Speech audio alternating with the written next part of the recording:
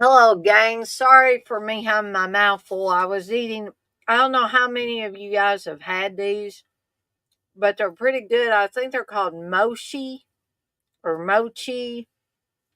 They're basically ice cream with like a pastry coating over it, like like biscuit dough or something that's around it. And some people are probably thinking, "Ew, that doesn't sound good," but they're actually pretty good, and you can get them in different flavors. I got vanilla today, but they have strawberry, they have pistachio, which I wasn't really interested in, but some people might like pistachio. And so that's what I had in my mouth when I come on here. But I did want to show off like the test pressing of the I Love Robert England design. Uh, let me see if I can get the whole thing in there. There we go. That way everybody can see that. Um, Candace and I will actually be premiering these at the September Horror Hound if all goes well. And the possibilities are endless. We could have I Heart anybody you want, basically, So, and this was actually the Freddie sweater. That's the design inside this heart. I figured out how to do that on Photoshop. So, uh, hey, Blissful. And something I wanted to tell people about before I get Chris added on here and we get this movie started. Um, I've been watching a lot of documentaries on people that have something to do with horror, whether they're acting in horror, they're doing special makeup effects, or whatever. And so Steve had gotten me the Blu ray for Invaluable about Tom Sullivan, who did the makeup effects on the Evil Dead movies, and he was the creator of the Necronomicon and all of that. So he was a big part of those films, and he also helped out with some of the short films that those guys did as well. But I had forgotten what an amazing documentary this is, and I would highly recommend it to anybody that's, one, interested in documentaries, and two, people interested in learning about how people in the horror industry got their start and all of that. So Steve had also got me the DVDs several years ago, and I remember just being amazed at how great the documentary was. So I just wanted to plug that documentary. You can get it from Synapse Films, and they now have the Blu-ray out. So, if you had the DVD several years ago, you can get the Blu-ray now, or you can just get the Blu-ray if you weren't aware that this was even around. But I'm going to go ahead and add Chris, and I'm loving his background. By the way, I can see Lisa Simpson there. Hey, Chris. Hey Dana, how's it going? Good. I'm liking that background. I'm digging that. Well, I know it looks a little weird because it looks like I'm kind of like some kind of computerish blob because of the background. But I was like, a movie called Lisa that we're watching. I There said I've you never go. seen it, so I'll add the Lisa that I do know. Right. That works. That works. I need to start getting out my big pull up green screen. I need to start using that again because I can put all kinds Yeah, of like things on it. I need to get something like that too, because like that it. I've seen people that use them. I think Stuntman Mark uses one on his videos and stuff, and so it looks really good too. So it doesn't have like this stuff, like this wavy stuff all around my head and stuff like a Right. green Yeah. screen. But And that's okay. yeah, it's whatever. We ain't claiming to be any big professionals or anything anyway. No, no, we're just not low budget, but we're just We're the new we're B newbies movies. still. We're the B movie version. I guess I forgot to turn the TV off. I thought I turned everything off in the living room, but I heard Steve. Um, and Candace wanted me to tell you that she is going to be watching along tonight in the chat. She's not here right now. But she'll be home here in a little bit, and she said that she's watched the movie and everything of this, and she wanted to maybe come on after we get done doing the watch along of the movie, and that way she can maybe like tell what she Oh thinks yeah, about it and stuff. yeah, that'd be great. I didn't know if she would be able to because I thought she might be, taking her nephew or y'all's nephews back or something like that. And I was like, well, I don't know if she'll be able to or not, but I sent her the link anyway, and I sent. Yeah, she said that she would, regardless if she's wasn't back in time or whatever. That she said she would be watching the stream and being in the chat and stuff. Okay. All right. So, Chris, are you watching it through Tubi? Yes, I Okay. am actually. And so I'm not sure if I think the Tubi version has the MGM logo with the line at the beginning. Yeah, it does. That's where I'm at right now. And so I'm like a few seconds ahead. He's starting to roar, is where I'm at. But okay, I paused mine right on where the lion's got like his mouth gaped open. There you go. And we'll give everybody else that might be watching along tonight a minute or two to get synced up. I mean, you don't necessarily have to watch the movie. You can just listen to me and Chris talk about the movie. There may be some people that have seen this movie before. I saw this movie when I was a kid. Well, yeah, a lot younger than I am now, but and it came out in like I think it was filmed in '89 and came out in '90. Has Staci Keanan on it, Cheryl Ladd's on it, um, and I'm forgetting that one girl's name too. Well, I'll remember it when we start watching the movie because I'll see it flash up there. And I've never seen this movie, but I was looking up some stuff on it earlier, and Cheryl Ladd, that's in it. She is in another movie in the '90s that it's got Lisa in the title as well.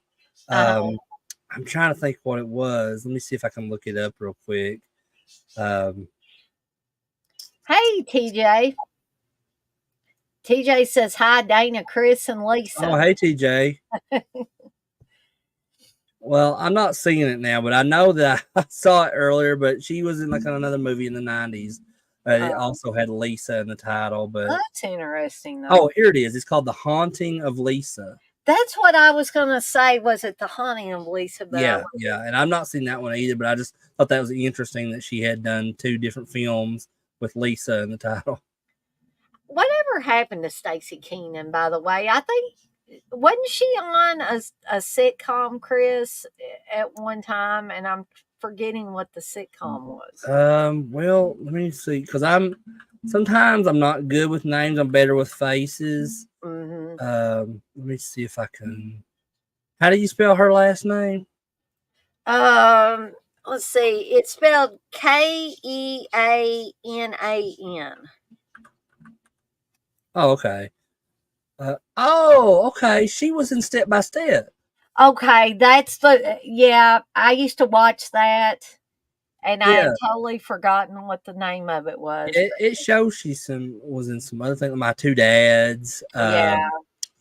But I mean, as soon as I pulled up her name and I seen her picture, I was like, "Oh, Step by Step," because I used to watch. She was one of the kids on Step by Step on ABC. Every Friday they had the TGIF lineup of like Full House and Family Matters, Step by Step, all that stuff. Wasn't Sasha Mitchell in that on that show? Yeah, he was. Yeah, he was kind of like the surfer type, I guess, character. I think it was his name Cody, maybe in the show. Sounds right. Yeah, that may have been it. But I guess we'll go ahead and get started here, and I'll do the countdown. And if anybody comes in later and wants to join me and Chris, just let me know, and I'll either send you the link through Facebook if you're my friend on Facebook, or I'll just put it in the chat. I'll risk it and put it in the chat and hope that nobody like tries to come on here that shouldn't. But anyway, here we go. 3, 2, 1. Press play. Now, I know that Uncle Bill told me I was doing a deep dive one time when I talked about this movie. I was doing like reviews or something, and I was talking about this movie. He says, "Wow, Dane, you're doing a deep dive tonight, talking about that movie." Yeah, it's one that it's one of those movies I've always heard of, but I've just never got around to watching it. But I've been doing that a lot here lately, thanks to you, Dana. Well, I hope it's. Oh, this was also a film by Gary Sherman. Now, does anybody remember what else Gary Sherman did? It's got a Robert Englund connection. I can't think. Gary Sherman did Dead and Buried. Oh, okay. Yeah, it's been a while since I've seen that one, but I do remember Robert Englund being a part of that. I always found this movie, even now, I find this movie to be very creepy with the candlelight killer, and we're seeing right now why this guy's called the candlelight killer, played by D.W. Moffat in this. And there's Staci Keanan's name.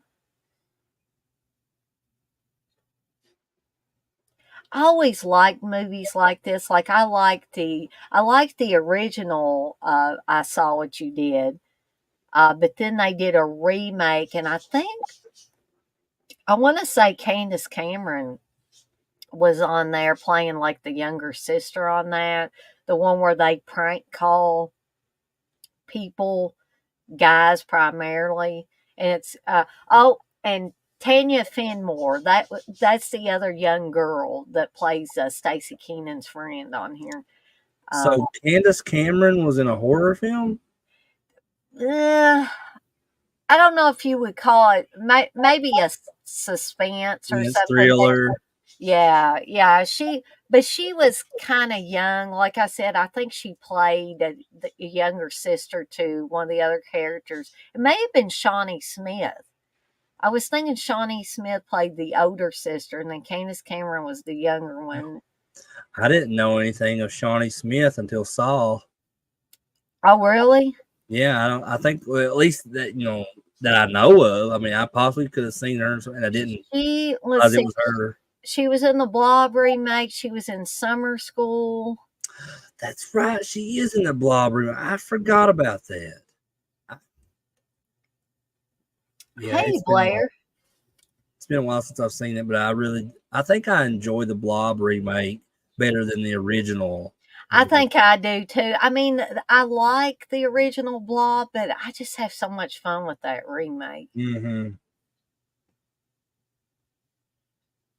So anybody that says there are no good remakes, that's just not true. Because I mean, look at John Carpenter's The Thing. That's a remake, and that's possibly the best remake ever. It seems like the remakes, though, they make now, those are the ones that ain't. Well, yeah, it's the new generation of horror films that I know Nightmare on Elm Street is definitely not on one of those best of lists. The remake, that is. This movie, too, does not hide the fact of who the killer is either. I mean, this is not like a mystery thing. This is just basically a suspense thriller. But I love the setup. The killer leaves a phone message. Everybody remembers the old answering machines with the little tape in them. But he leaves a message for these women before he kills them. And it's so eerie because he says, I'm in your apartment and I'm going to kill you. And then And That's. there we go. I And wonder then if. he says, "I love you," before he does it. I wonder if Scream borrowed that from this. That's possible. Tom Petty. These are your typical well, I think they're Catholic schoolgirls, I believe, but, Well, I think they're all wearing uniforms, so that's a possibility, I guess. but they're typical, teenage girls. Hey, Candace.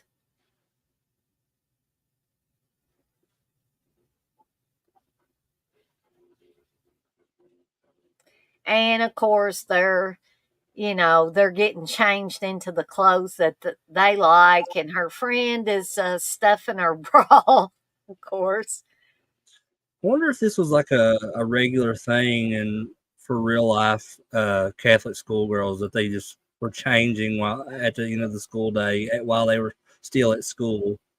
I'm betting it was a thing because I used to know several people that went to a Catholic school. And I'm betting that they did that. I'm betting the girls did it. I have no idea because we never had any of those types of schools around where I grew up, so I didn't know of any you know boys or girls going to any kind of schools like that where uniforms were required or anything like that.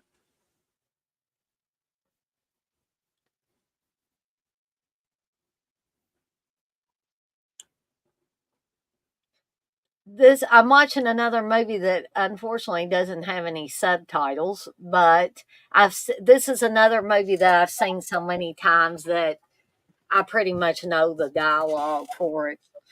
Yeah, I'm watching on Tubi, and thankfully it does have They've got subtitles. subtitles. And there's Miss Cheryl Ladd there Hmm. coming in the door. I love Cheryl Ladd. I always thought she was so beautiful. It has me curious though because she's top billed on this, but yet it's Staci Keanan that plays Lisa. Yeah. So I'm assuming that Cheryl Ladd has a pretty major part in this. Yeah, but because she plays Lisa's mom, so Right. she's gonna be in this quite a bit. And there's your typical bratty younger brother there, playing her friend Wendy's brother. Jeffrey Tambor is on this movie too, and he plays Wendy's dad. I seen at the beginning of this, it had the name like I don't know. I guess it was the producer. It was the name Yablans. Yeah, Uh, Frank Yablans. Yeah, he. Bonds. There you go. I was never sure how to pronounce that, but is I wonder. I could. TJ could call me out on that. It's possible I could be pronouncing it wrong. Wonder if they're any relation to Irwin that worked on the Halloween films. Yeah, that's possible. I'm not 100% sure. There's a daggone fly flying around here. Uh, it gets warm and those flies want to come in. The dang house flies. Trying to So, decipher what that poster is on her wall back there. oh yeah. Oh, the bratty brother just. Your little dick face, as you call it. Oh, it's a Guns N' Roses poster. Is that oh, yeah, it is. Yeah, then when they were coming out of school in her folder, she had a picture of Tom Petty in her Yeah. folder. So that's really neat. And we're seeing that the girls they ran out and they took a picture with this guy, and now they're calling the DMV and they're giving the license plate. Then the license plate said "want more," if in case you guys didn't see that, and that's what she's trying to figure out who this guy is, where he lives at, and stuff like that.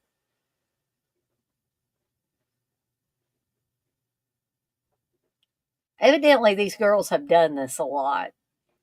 I'm assuming this is how they kind of run into the killer in this because they prank. I'm going to guess that they prank phone call him.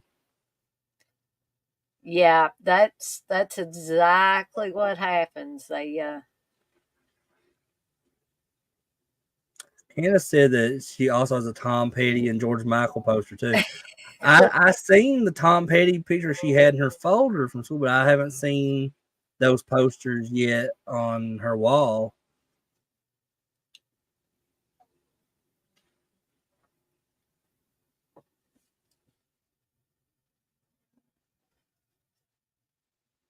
So she got the want more guy, the guy with want more on his license plate. She got his phone number so they can call him.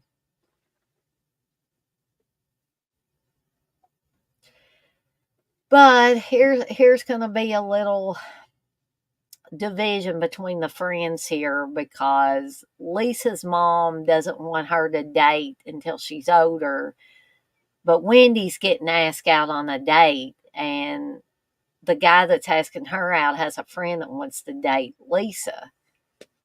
Mm. She's still got a bunch of that blue crap on the wall that they're threw in their house. What is that stuff? It's all over the wall. I'm not sure what that is. It was like blue shaving cream or something. Yeah.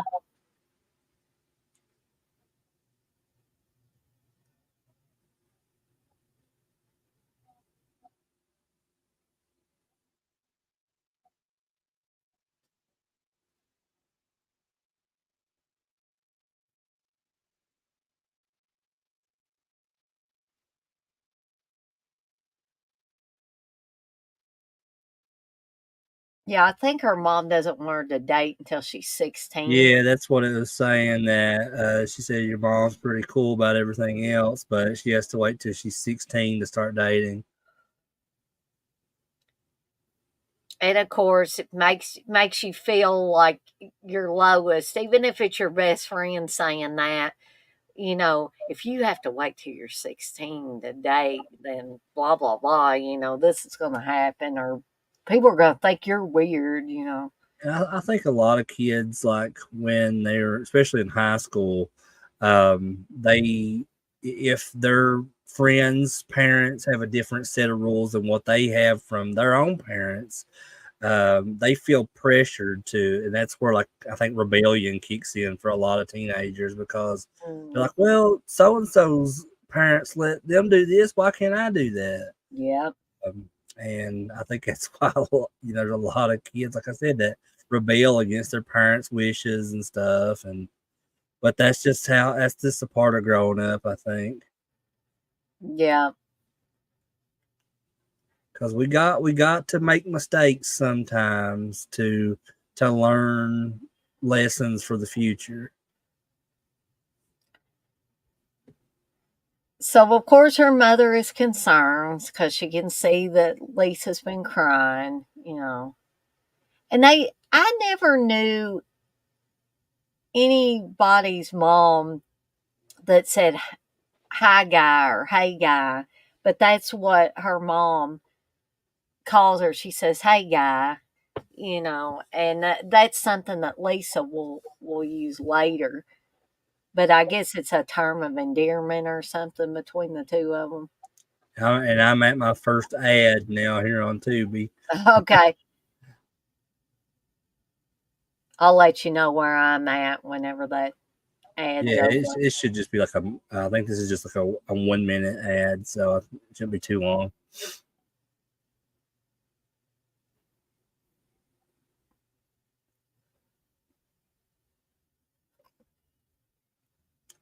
I'm pretty sure I have this movie though from James's collection.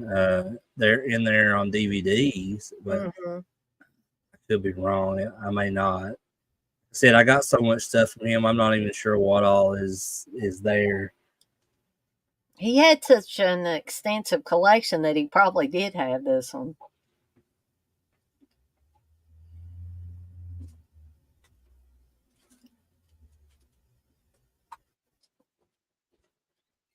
So now I'm at the same where she's chopping up peppers and stuff there with Okay. my mom. So they're still in the kitchen, but her mom is standing behind her, and her mom's just put like a vegetable in her mouth or something. She's crunching on the.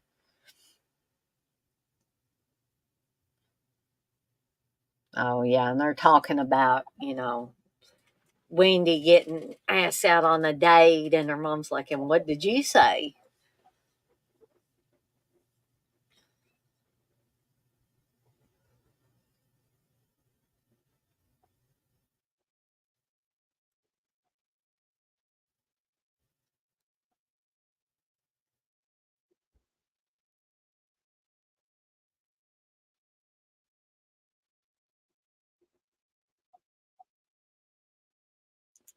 She said she's mad, I guess, because she said I couldn't, so because she knows the rules. So now she's going to get some rice or something because her mom had forgotten that they were out of Yeah, she some said she rice. forgot to put on the rice, and then that she doesn't have any.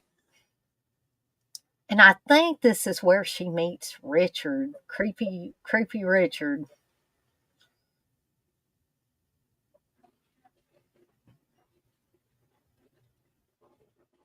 And that's the killer's name, correct, Richard? Hmm.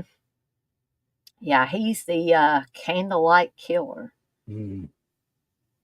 I like these films like slashers and stuff that have those kind of Mm, night, which is it's kind of based off like real life serial killers too. Like you have like the right. um, what's the one? I think it's called the Green River Killer or something like that. Yeah. And I'm assuming that's where they like decide to go with that in films and stuff like the Driller Killer and Slumber Party Massacre, and it's really neat. I like when they give them those nicknames. And of course, she's peeking at a couple making out in the car, and then this dog starts barking. And she just ran into Richard there. Yeah, I'm caught back up right where you're at now. I fast forward just a little bit. Usually, Tubi's not too bad about the commercials. No, they usually have maybe like anywhere between 3 to 4, I think, per movie.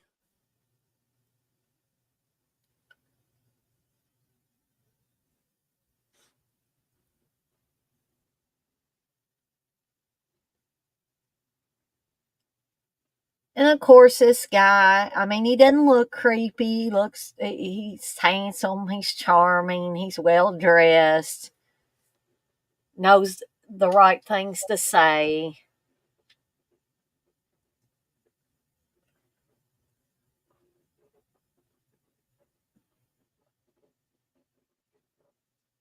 Acts concerned over Lisa.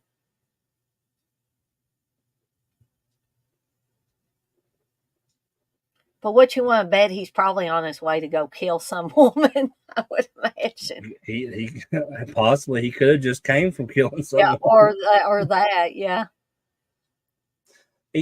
I get a American Psycho vibe from him a Yeah, bit. definitely, Christian yeah. Bale,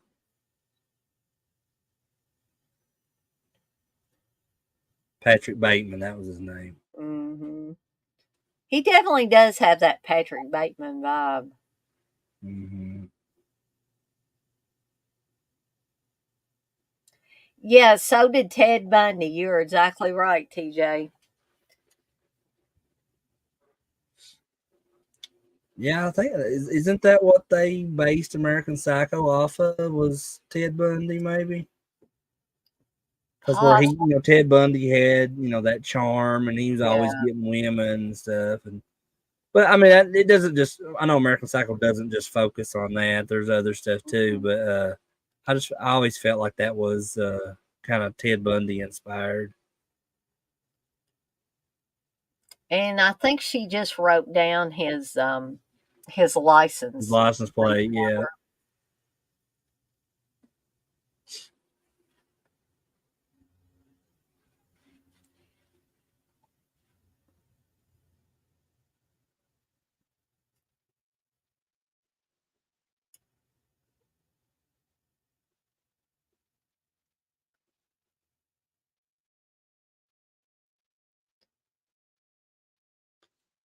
That So was such she's a late '80s, early '90s style too for kids to wear their hats with the bill flipped up like that. Because I did it. I and remember clearly that I did it. those jean jackets, like the acid wash jean That stuff's jackets. coming back now Yeah, nowadays too. I've That noticed it. Yeah, denim stuff. you go to Walmart and you can see jackets just like that now. Hmm. But she's trying to push the envelope again. She's trying to push it. She's trying to get her mom to let her go out on the date.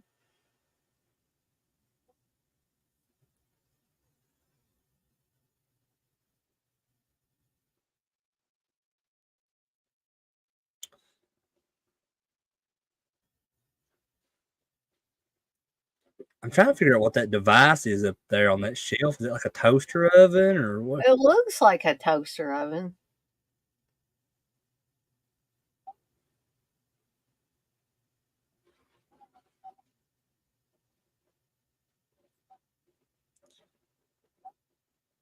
I think we've all had these kind of discussions with our parents growing up and stuff, like trying to convince them to let us do something. So Yeah. it's very relatable.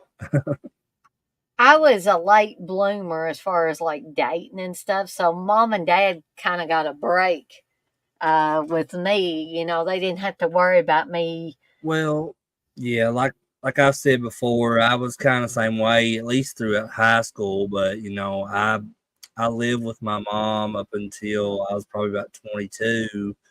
And then when I started dating Candace, I stayed with Candace a lot while we were dating, and um,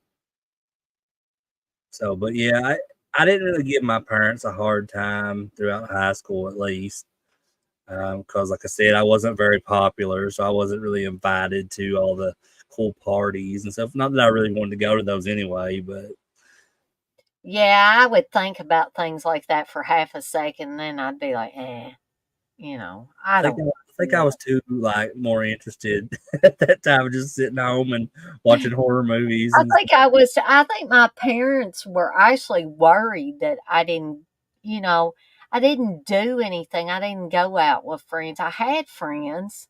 I had my small circle of friends, but I didn't go out and do anything. And when my mom and dad were in high school back in the 70s, that was the big thing, go cruising around either with friends that were girls, or if you were dating to with the person that you were dating, to go out cruising somewhere and Mhm. go out to eat, or just go around yelling at at your other friends. um, but I never did do that, hardly at all. I have done that with friends and stuff, but it's just I've always just been just that just rides along with them because I've never been able to drive. Unfortunately, I mean, well, I shouldn't say unfortunately, because driving can be scary. I'm sure. Some of the people that I've rode with in the past, haven't been the best drivers. So I'm like, It's scary being a passenger. I can safely say that. oh yeah, like yeah, I'm fine with it, because doctors told me when I was like 15 years old that I would never be able to drive. I was like, oh well, okay. So Yeah, they were probably expecting you to get all upset or something, but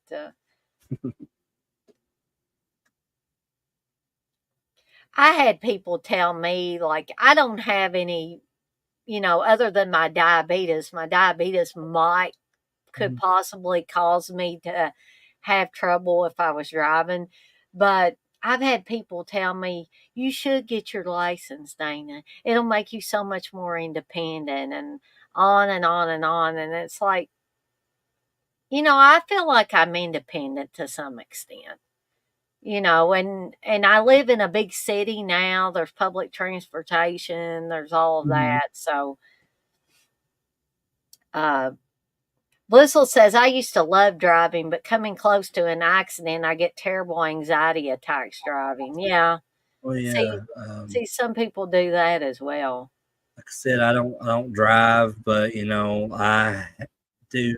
get close to having panic attacks and really bad anxiety when we get near tanker trucks on the road, Oh, yeah. because years ago I was with my mom and we were literally maybe 50 yards away from this tanker truck exploding right in front of us. Oh, my And it was literally probably the scariest thing I've ever witnessed in my life.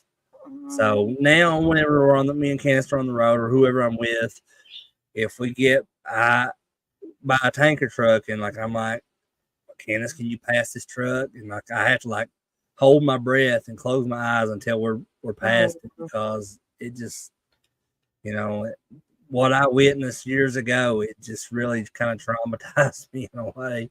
Well, I'm traumatized by semis because back home there were more people than I want to count that had gotten killed by semi trucks. Yeah, it's scary. And one lady was a lady I had in computer classes at the library, and I had actually went to her house and showed her how to do some things on the computer and stuff. I stayed the whole day there, and she paid me like $100. She made me take $100. She fed me lunch and everything else, and I was really close to her. I really liked her. It was almost like she was a another mom or something like that. And so she was out driving around town with her grandson, and a semi truck hit them. Mm. And I can't remember if it hit them like head on or to the side. I think it hit on the side and hit on her side, and her poor grandson saw everything. So, Mm. and then there was another person that I knew not as well as I knew this lady, but that I heard got decapitated when Oh my goodness. there was an accident with a semi.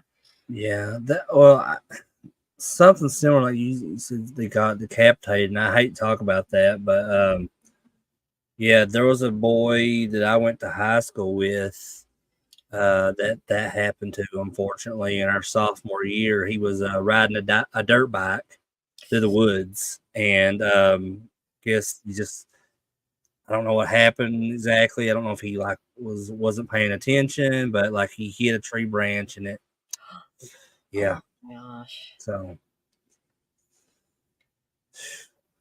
I never got into, well, I couldn't really because of my epilepsy, but like I have rode like dirt bikes and four wheelers with my brother and stuff. Like I get to ride on there with him, but even then, like that stuff scared me, uh, Mhm.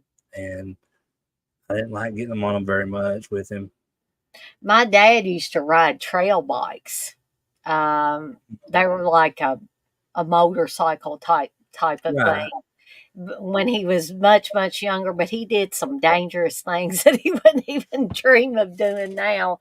He said it's a thousand wonders that you didn't get killed doing some of the stuff he did. Be careful with that kind of Mhm. stuff. Dad had motorcycles too. I remember when I was a kid riding on the back of a motorcycle. I still love motorcycles. Um, and I keep trying to get Steve to get a motorcycle. I said, I want to ride on the back of a motorcycle with you, Steve. He said, no, I'm not getting a motorcycle. You ever watch King of the Hill, Dana? I love King of the Hill. Yeah. There's that one episode where Peggy and Hank go on this like motorcycle trip thing, Uh-huh. and then they Peggy, I think, eventually is riding the motorcycle, and Hank's riding on the back with her, and like they pass all these other like motorcycle riders and are like looking at Hank really weird and like laughing at him and stuff. I love King of the Hill. Yeah, that's one of my favorite, I guess, adult cartoons. Yeah, it's Candace's favorite cartoon of all time. And it's up there for me for sure. There's a lot of humor in it that's kind of outdated now that it probably wouldn't work in Oh today's. no. Which they Mm-mm. are. I know that they're in the process of bringing a sequel, a new series, King of the Hill series, that were like they're all older. So I Mm-hmm. told Kenneth, I said, I'm not sure how good that's going to be because they're going to have to tone down a lot of stuff with what the content they put in their old episodes because like that kind of stuff just doesn't work anymore because people gets too sensitive about stuff, I guess. Mm-hmm. Hey Coco, it's good to see you in here again. Guys like James Bond or something. Yeah, so they're trying to get a picture of Richard because that's part of what they do is these guys that they get an infatuation with, they want to get a picture of them.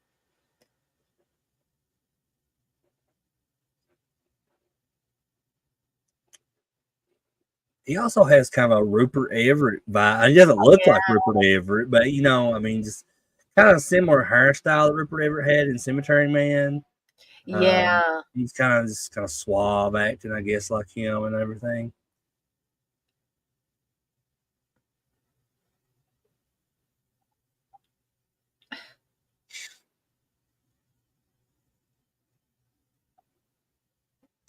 That camera she just had, the old Polaroid cameras. Yeah. That reminds me of this story that one time that I went to Wonderfest years ago in Louisville, and Lou Ferrigno was there, and this is around the time when camera phones were a thing, Yeah. but he wasn't allowing anyone to get a photo with him at his table with their camera phones Oh. or any kind of camera that they had because he kept that old Polaroid camera on Uh-huh. his table, and that's what you had to pay like $50, and this was like Oh 2009. my This gosh. was 2009, Dana, and he was charging $50 to have a pop out Polaroid picture with him. And Would oh he sign it for $50 or was that no, extra? it was just a photo. And then if you wanted an autograph, I think it was like another 40 or 50 for that too. Like Wow. for 2009, that was unheard Yeah. of. Nobody was charging those That prices is at the time. outrageous. And he was the first one I ever remember doing that, seeing that because and CK and Uncle Bill might remember that because they were at that same one. I'm not sure if you and Steve, or I know you and Steve wasn't together at the time, Yeah, but I know I didn't go to that one. yeah, that's the one that James Karen from Return of the Living Dead was at, and Linnea Quigley was set up right beside of him and stuff. So we're gonna see another woman here that um, Richard's going to take out here very shortly, and I don't mean take out on a date. Right, take out is in you're done, son. Yeah, exactly.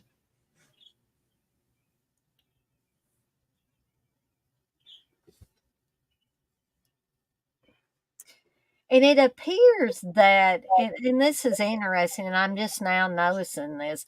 It appears that the women that he's killing seem to be uh, business oriented, high power women, strong women.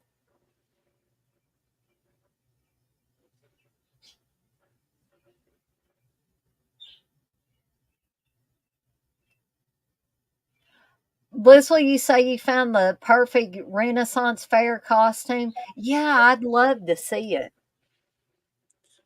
That's something I kind of wish I had done. Now, when we went to the Renaissance Fair, I just wore like just normal clothes to Noah, he dressed up, and the Raiden and Henley, they dressed up as well. I think Candace, she kind of wore like a Renaissance fairish outfit, but like Uh-huh. I think I wore like my reanimator jacket, and I can't remember what kind of shirt I had on. I was just wearing normal clothes, and I remember because a majority of the people at that Renaissance fair were all like dressed up and in Yeah. character and stuff, and it was really cool. And I remember like this one guy coming up to me as I was standing there, like looking on my phone. He's like, "I love your costume." And I know that was like a smart aleck remark, but I just kind of laughed. I was like, "Oh yeah, thanks." So yeah, he's got, not only does he have candles, but he's got wine out there too. They ain't gonna be drinking no wine. He might be drinking some later, but you know. Yeah, he's like, if I gotta kill somebody, I gotta set the mood. You know. Exactly. And the way that he drags this out before he kills Yeah, them. it's very cold. Hmm. It's like no emotion at all. Yeah, cold, dead eyes when he's looking at these women.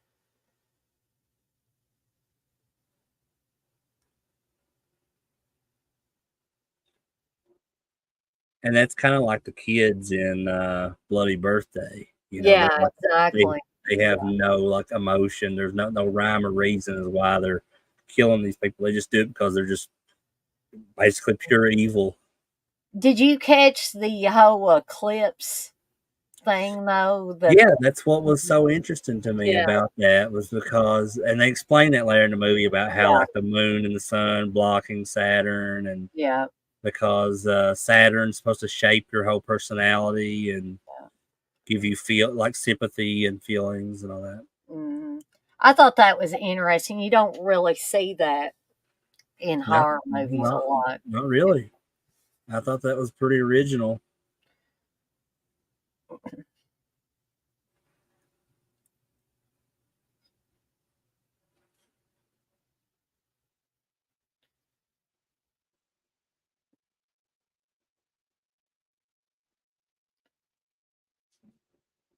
That does not look like comfortable furniture in Richard's apartment, though.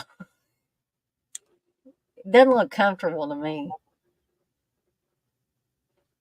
After I did the stream with you last night, I went over. I did like a live on my Facebook, and I had never done that Oh, before. And I was on there for probably about an hour. I was just on there, just like BSing around, just talking about different stuff, and yeah, and I did promote your channel a lot on oh, well, there. thank you. I appreciate that.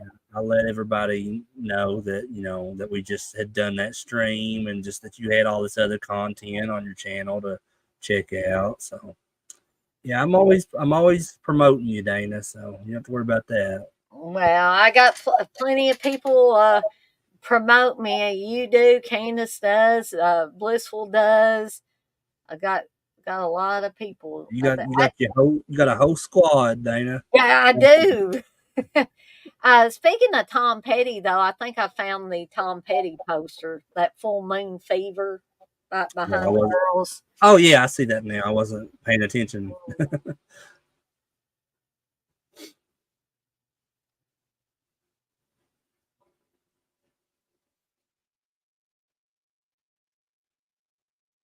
It's funny Oh, if he said to her on the phone like, "Do you like Huey Lewis in the news?" oh, girls, y'all are messing with the wrong guy here.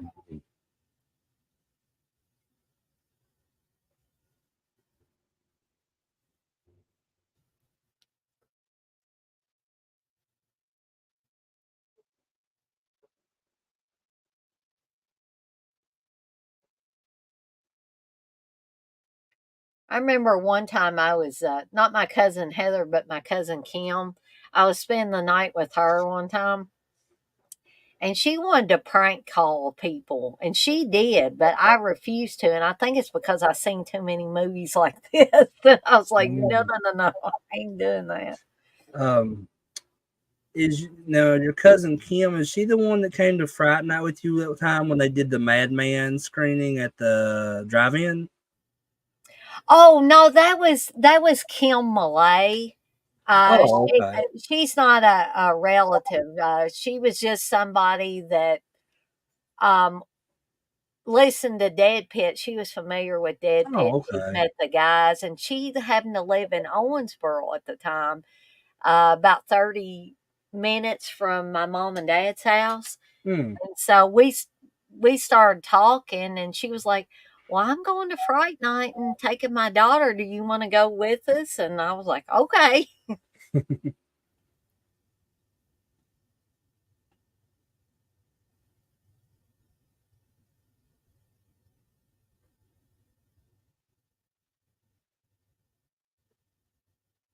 Those are interesting candles, Yeah. like a spiral type design to them. I don't think I've ever seen candles like that. No, I haven't seen any exactly like that.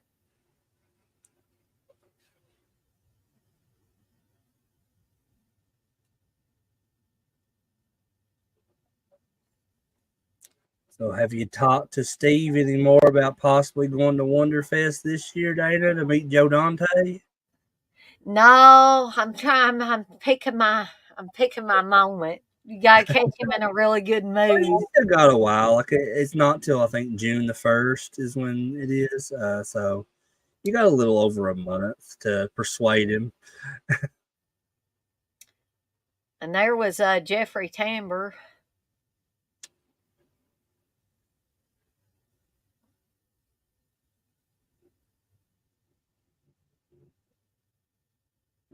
And that guy's in a ton of stuff. Yeah.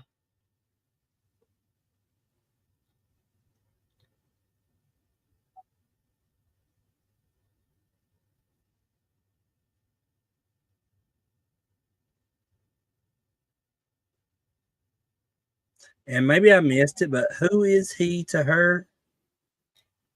I think, yeah, he's Wendy's dad. Lisa's Oh, friend, okay. Wendy. Yeah, it's her dad.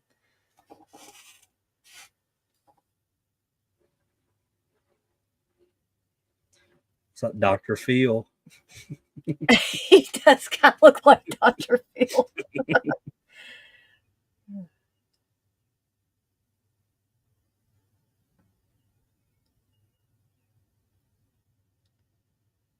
So I think her and her mom are going to have a disagreement here.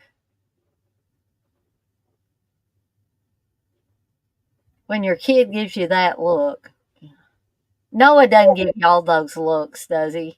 Not yet. I mean, Not yet. I'm sure it's coming one of these days. TJ says if you meet him, tell Joe Dante he ripped off Yoda. Grogu didn't rip off Gremlins. How'd he rip off Yoda? Come on, tell me. When's the last time Yoda was afraid of bright lights and when he got wet, he would multiply?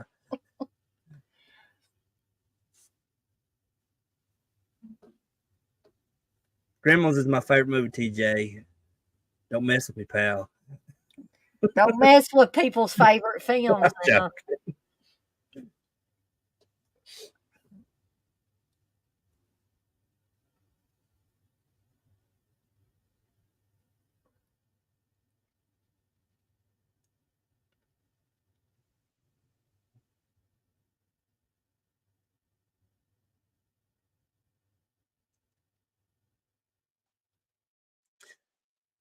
I always heard that Joe Dante was really cool. I mean, yeah, I don't know if he's ever having a stick up his butt, but I mean, I'm having an image of Joe Dante with the stick of his butt. I could have missed something. I'm really excited about meeting him though, Dana, because like I said, Gremlins is my favorite movie, and but when I mean, I don't think there's anything I want to ask him about Gremlins because I think I pretty much know all that I need to know about that. I've watched pretty much anything I could find regarding that, and um, I think I told you before, like what I plan to ask him about if he was inspired by Jim Henson at Right. all. I know he was like he was inspired by Roger Corman because that's like one of his heroes.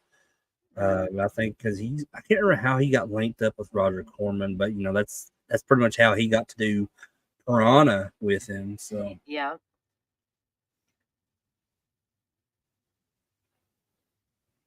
Yeah, a lot of people got their start courtesy of good old Uncle Roger Corman. gosh, Roger Corman, like how many films? I wonder how many films he's done in total. I think he told on that that live drive-in from the Jamboree on the Let's Drive-In episode. Uh-huh. But I can't remember what it was now. But man, he's seen it all. That's a guy that's seen it all for sure. I remember he was telling a story on that episode of Last Drive In about how he almost got wound up dead because of the Hell's Angels. Um, did you watch that, Data? I watched part of it, but I haven't seen all of it. Yeah, it was the episode where they showed Deathstalker, and Mhm. I can't remember what the movie they showed before that was. But that was my first time watching Deathstalker, and that was pretty I awesome. bet that was an experience. Uh, TJ said Dante brought up the Grogu Hmm. Gremlin I thing. must have missed. If you have a link to that, TJ, I've not seen it. I'd like to see that.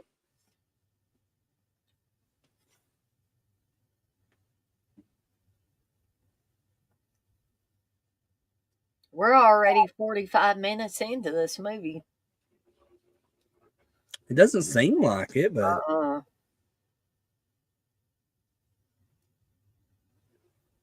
This one's only an hour and 35 minutes long, so she's getting in I think she's getting in Richard's vehicle, his Jeep here. And she's pretending to have a conversation with. Uh-oh.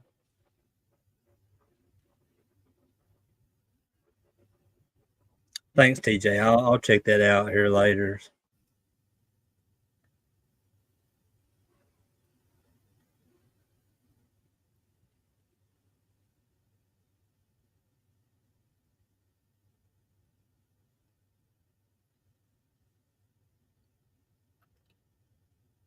And evidently his Jeep and those other people's vehicle is their unlocking and locking mechanism is on the same channel or something.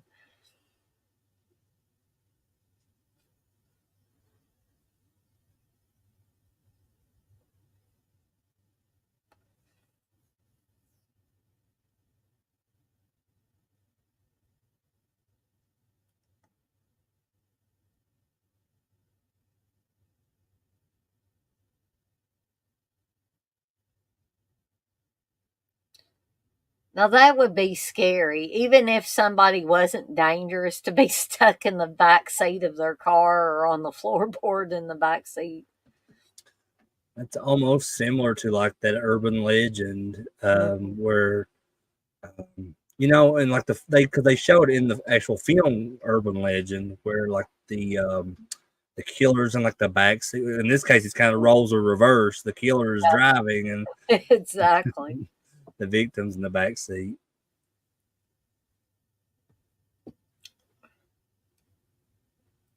Back in the days when everybody was listening to cassette tapes.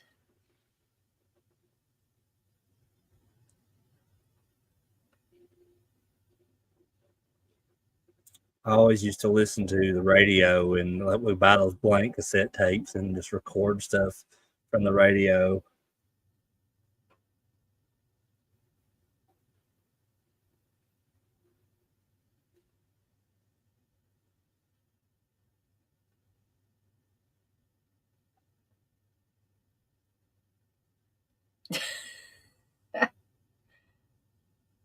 He's just grooving away.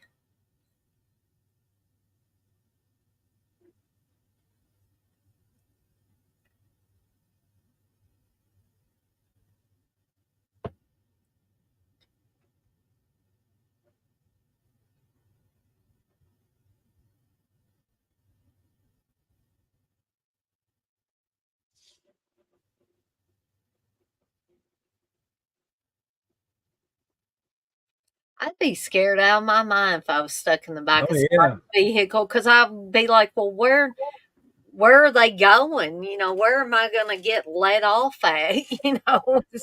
Is he going to go in another state or what?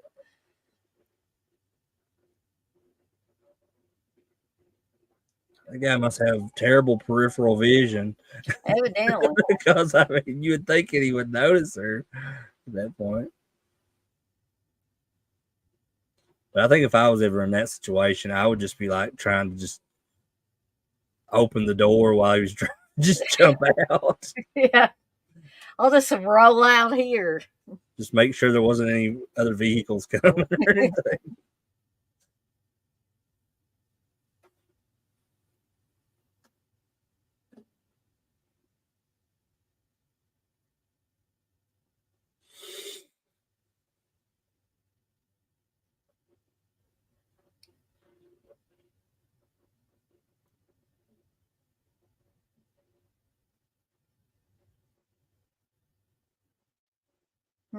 He's thinking, who's been in my vehicle?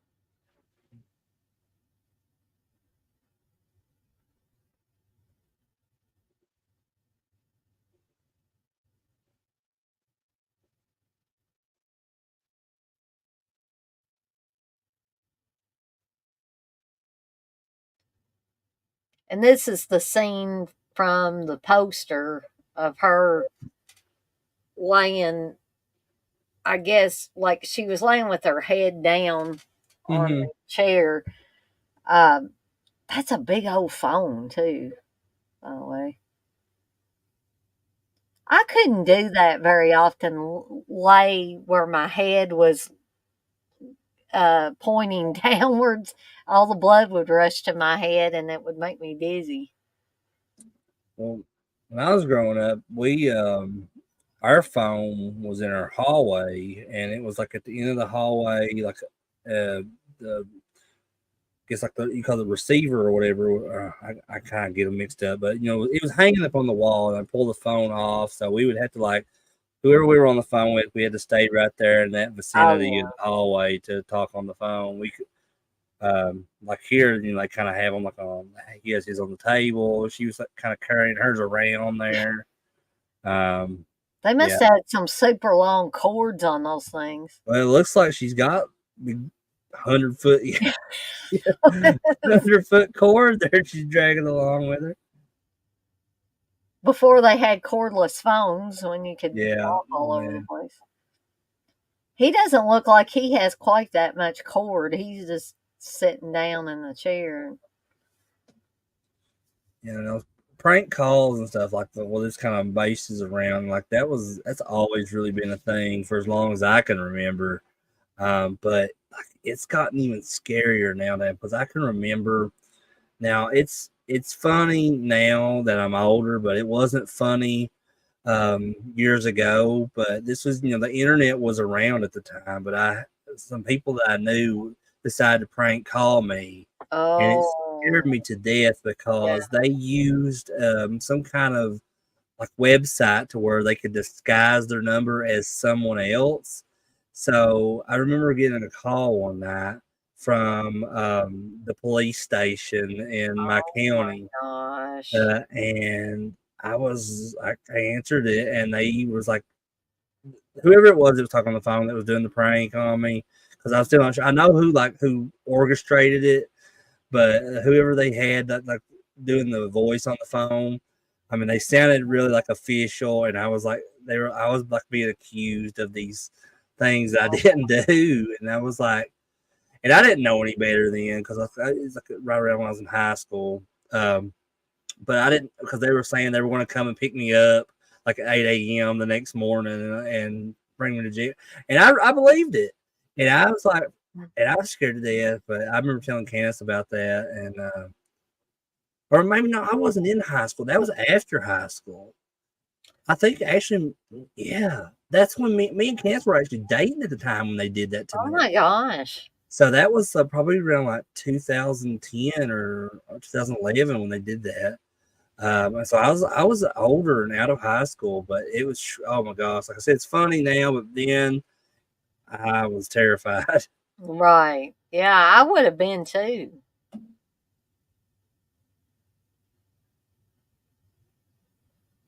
That's me bowling, making a lot of gutter balls.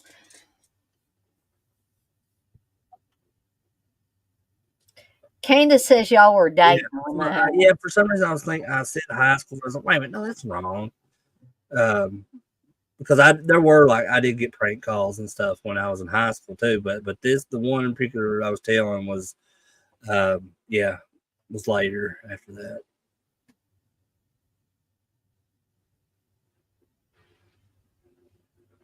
Ah, bull. That didn't. That would never happen.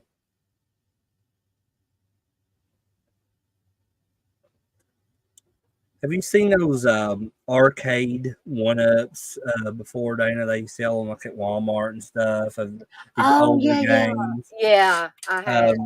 We have one of those. Well, we got it for Noah for Christmas one year. Is the Simpsons one. So Hmm. it has like the old Simpsons arcade game on it, but it has a second game on it, which is Simpsons Bowling, uh, Huh. and it's really fun. I always wanted to have one of those, but Steve always rolls his eyes when I talk about it. "Ah, gee, I'd like to have one of these," and he's like, "Dang it, come on." Steve, I like to have a life, and it rolls his eyes. Yeah. Whatever, Dana. You don't have a life anymore. You're married to me. No, Oh, no. yeah, we have a Mortal Kombat one too, but it has more than just Mortal Kombat on it. It has like Paperboy and Oh Joust, my and gosh, I remember Paperboy. it's so hard. Even it's to this day, it's one of the hardest games I've ever played. It is. I mean, that's what I was thinking of when you mentioned that that game was hard. Hmm. Root beer tapper. Yeah, that Kansas. I had never heard of that until we got that arcade Uh, machine. But it's really fun too. It's an older game, probably from like the early '80s, I would say.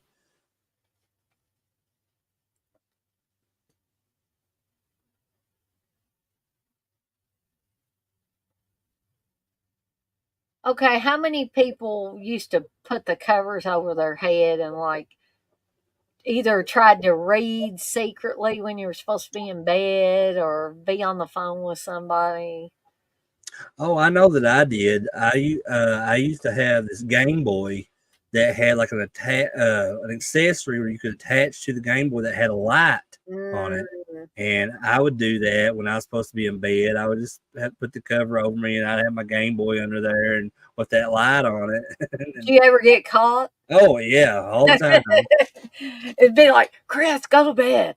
Yeah, yeah, they would eventually catch me, and I would be like, oh man, I gotta stop doing this because I didn't like getting in trouble. Do you know Steve does me that way now. You better go to bed, I'm like, what am I, 12? Come on. I'll be 48 on my birthday. Leave me alone. Dana, it's 11:01. You got to get in bed. It's like you know, I'm not meaning this a gross way, but it's like I feel like asking Steve, when did you become my dad? You know, 'cause actually my dad would never do that. Mom would be the one telling me. Yeah, that's what I was gonna say. My mom was the one that was like strict on me as far as like going to bed and stuff. Like, I don't think my dad really cared. Dad, if he got up in the middle of the night or something and I was up really late, he might say, Dana, don't you think you should be going to bed? But he wasn't like mom about it though. And once I was out of school and stuff, and because I waited like after I graduated high school, I waited like a year before I started going to college, and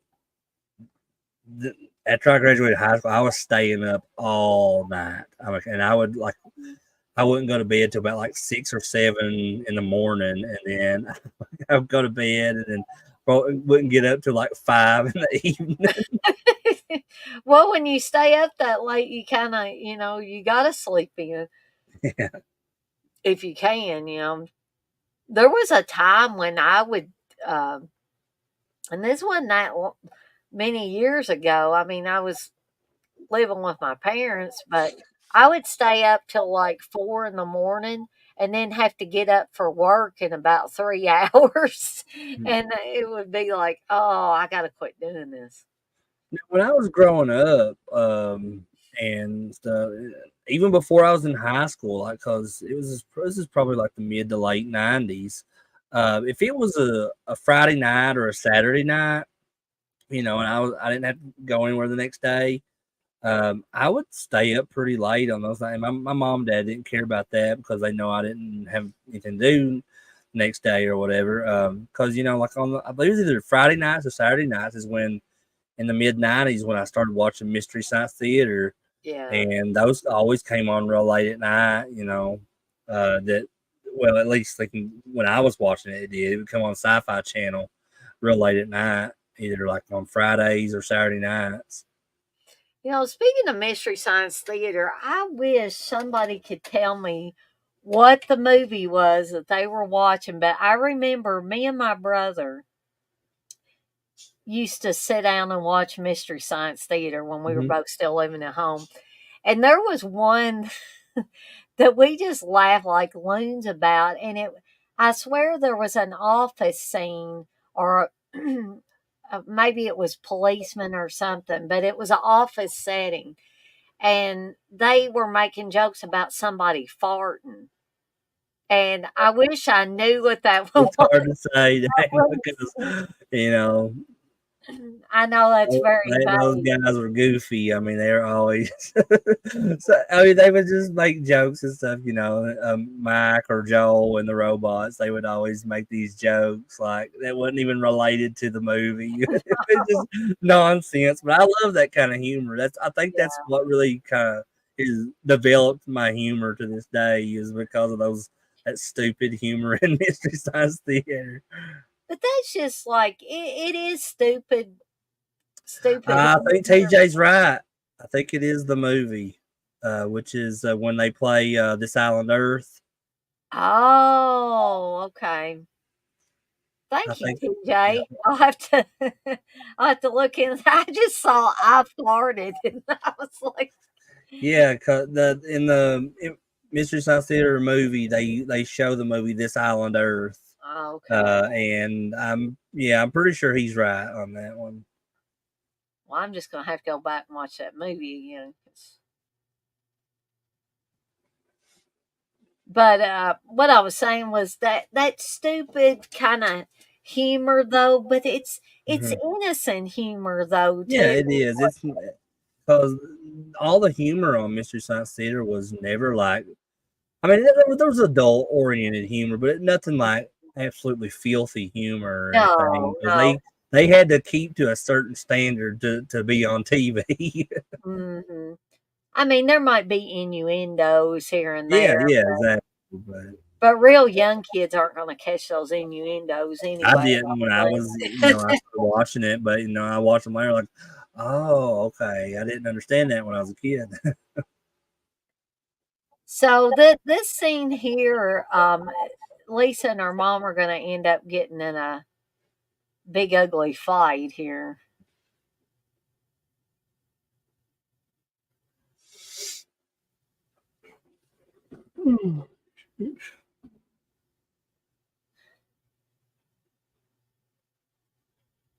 Candace said Pee Wee had It innuendo. did. There It you did. go. And I didn't catch those when I was a kid either. And then I didn't catch them until probably about, I don't know, I want to say about 15 years ago. They started showing all the reruns of Pee Wee late at night on Adult Swim. And then I started picking up on those innuendos. And I was like, oh, wow. I was like, you know, and there was really no ever any controversy about that stuff when Pee Wee Playhouse was on the air. The only controversy that was around at that time was the whole movie theater stuff with Paul Rubens, which Right. was stupid anyway because I mean it was if you know the whole situation behind that. Yeah, I think people just they latch on to stuff and they just want to go on and on about it. And some of this stuff is just like, I mean, it'd be one thing if he wasn't in an adult movie theater, you know what Mhm. I mean? If he was in, like, let's say he went to a Disney movie and Oh started yeah, well, doing that'd be a that, lot that different would then. be different. But people just can't, they can't leave well enough alone sometimes.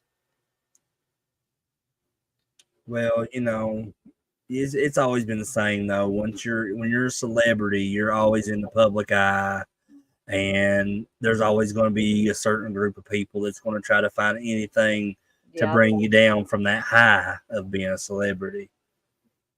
Yep.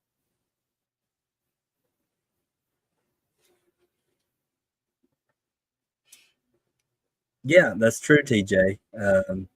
Yeah, which and all those characters were pretty much included in the HBO special. Well, aside from a few, um, but yeah, I'll never understand like how they made that decision to turn that into a kids show when it originated from his HBO special. I'm glad they did because that Pee Wee was a big part of my growing up. So her mom's getting pretty mad here. And I believe they're in the restaurant that Richard is head over.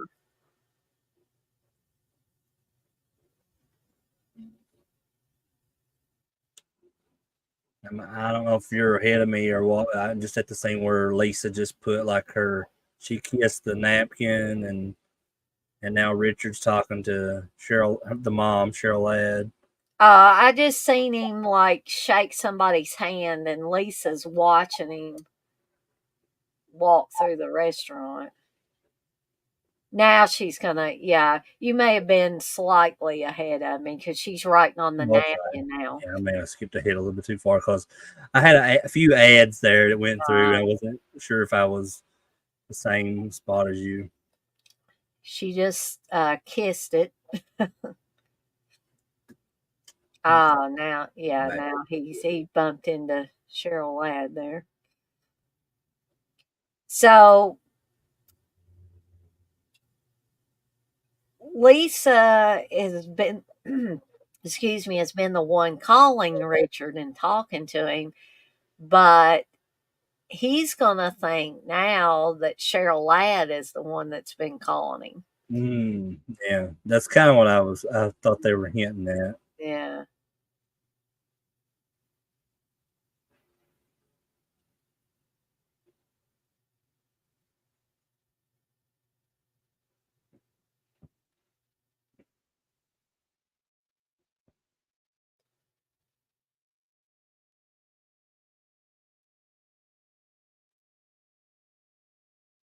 And of course, had the credit card receipt in there too. Hmm.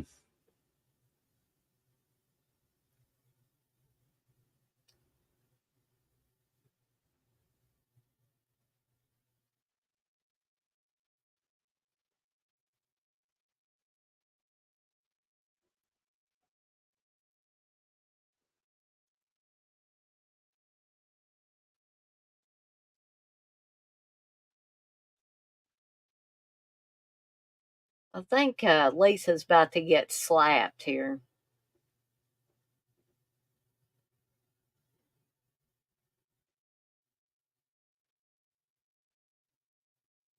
Or maybe just get yelled at really, really firm.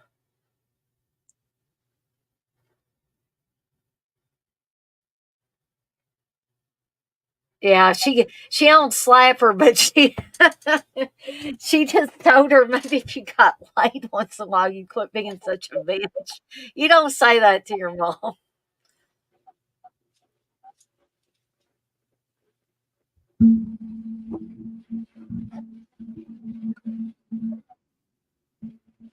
I'll tell you this much: if I talked to my mom that way, I probably would have got slapped. Yeah, I think my mom would have slapped me too if I Which I would, yeah, I would have deserved it though too. But But I knew better to say anything like that to my mom. I also knew when to shut up and quit pushing the envelope with my dad too. Because when he gave you that look, or he told you to go Yeah, to your room and shut up now. yeah, I know that. I know that look.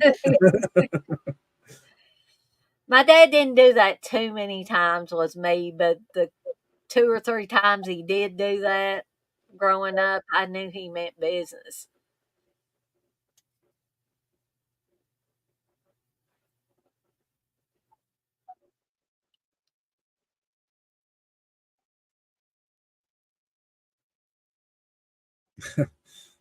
So I'm gonna sleep with every guy I think is cute.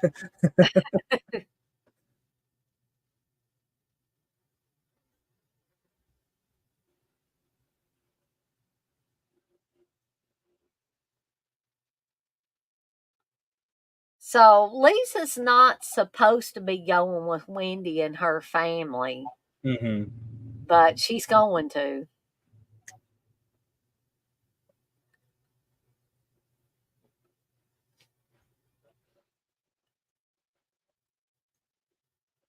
I must say, though, Cheryl Ladd has the best outfits on here.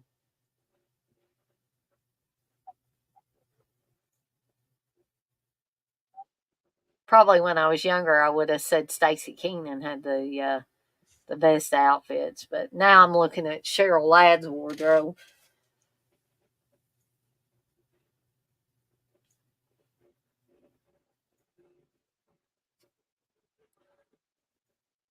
That was a style for a lot of business women in the '80s, was the suit pants and stuff like that. And, um, She had some skirts on earlier that were nice too.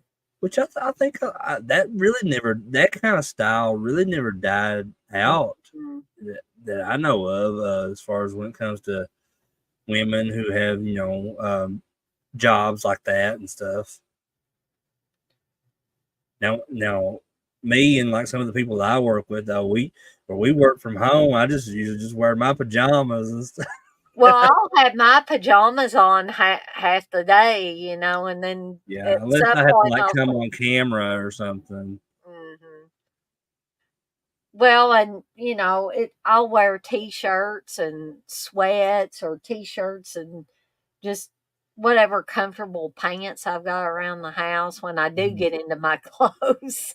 Like I said, I'll just sometimes I won't even have combed my hair yet. I'll be back here, I'll be working and stuff like that. But Batman nerd just joined us. He says, hey, "Hi, Dana, Batman. Chris, TJ.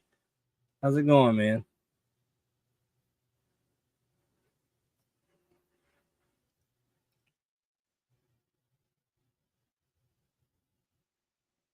So her mom's upset that she went with Wendy's family,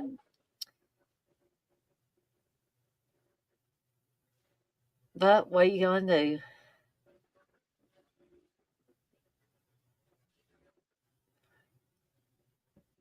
Your kid's a rebellious teenager.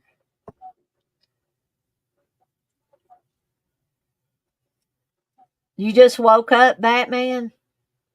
Well, I had to, I was laying down on the couch before this watch along, but I was like, you can't go to sleep, Dana, because you got to go back at your computer at 7. You must have pulled one of those all nighters I was talking about earlier, Batman, because I was saying earlier that when I used to stay up all night till the crack of dawn, and then when I would go to bed, I wouldn't get up till like 5 or 6 in the evening. So, I mean, hey, even I would love to do that now, even as an adult, but I'm getting to the point now where I guess as I'm getting older, I the latest I can stay up, even if I don't even have to be anywhere the next day, the latest can stay up anymore is just like 2 in the morning, and then I'm like killed out. Well, I stayed up till like 4 in the morning last night because I wanted to watch the New York Ripper and refresh myself on it before the Oh yeah, you guys did Eurocult show. the Eurocult show this morning, right? Yep. Yeah, I didn't get to watch that, which I'll probably go back and watch it though because that's one. Now, Jess Franco did New York Ripper, right? Fulci did that one. Oh, Fulci. Okay, what am I thinking of? But Dirk did talk about a Jess Franco movie. Oh, did he? Yeah. Well, that's that's a coincidence, I guess. Yeah.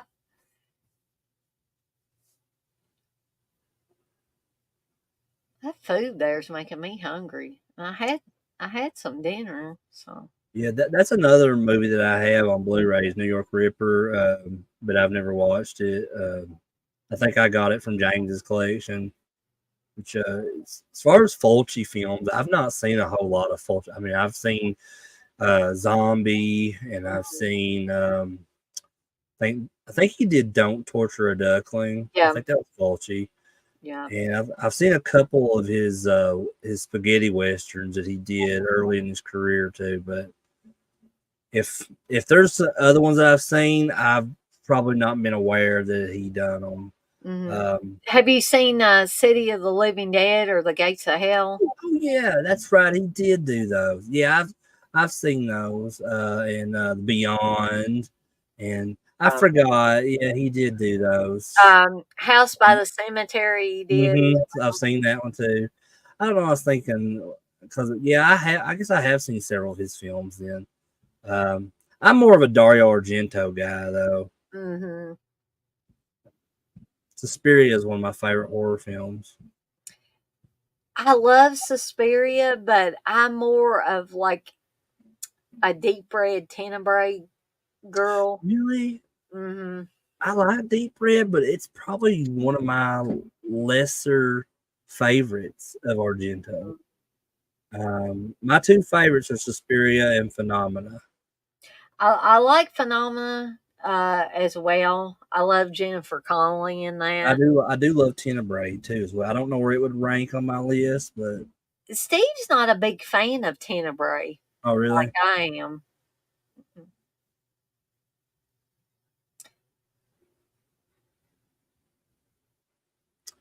Batman there said all nighter and most of the morning. I know how that goes, man, for sure. It's been a while since I've known how that goes, but I'm gonna have to try to get some extra sleep tonight because I gotta work tomorrow. I am me too. So we are getting ever closer. We're in the last quarter of this movie. We're about an hour, 17 minutes in.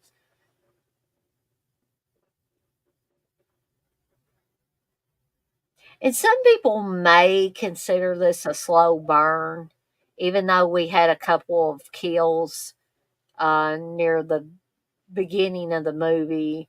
Um, they were kind of spaced out, but we're getting really into the stuff that's going to really get you going. The suspense stuff is going to hit right about here.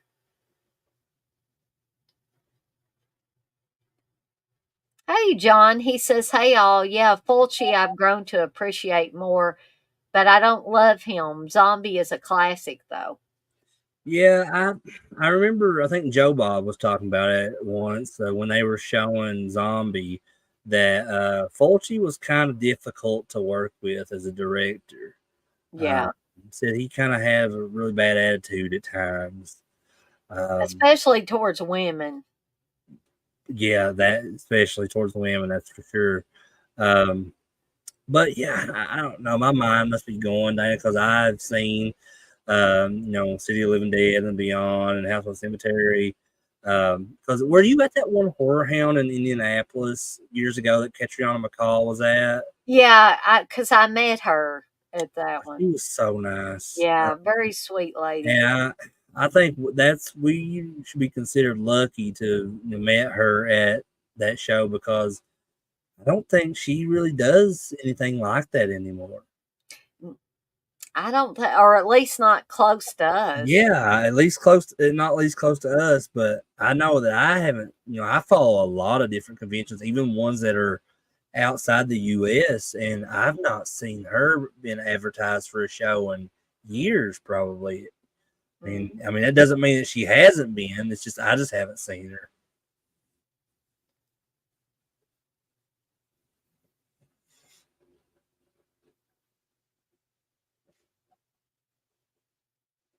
So Lisa's starting to get a little freaked out here. Hmm. Because he's like basically telling her, I know who you are. I saw you at the restaurant and all that stuff. And he's describing what she was wearing, and he's describing her mother. Hmm. Oh no, he's buying candles.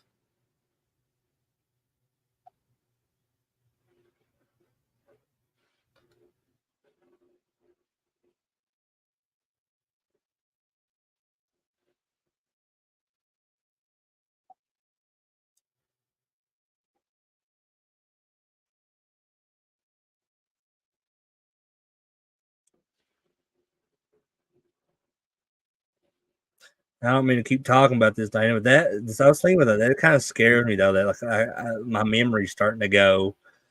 Like that, I used to have like a terrific memory on a lot of things, but you I could did ask, too. I did you too. can ask Candace, like we'll be talking about like a movie or like a musician or anything like that, Mhm. and I'll be typically I would know like what I'm trying to say to tell her, and she'd be like, "What's wrong with you? Like you should know that better than anybody." I'm like, "Yeah, I know, but I don't know something's going on in my mind." Well, I know even when me and Candace have been sending voice messages back and forth, she and I both do it. We're like, what is wrong with us? Yeah, yeah, it's It'll like be right there, and we can't pull it out of our we brain. can let's just blame it on the eclipse, Dana. The eclipse and the pink moon, which I miss seeing, which wasn't actually a pink moon, it was more of a yellow moon, but they called it a pink moon. Hmm.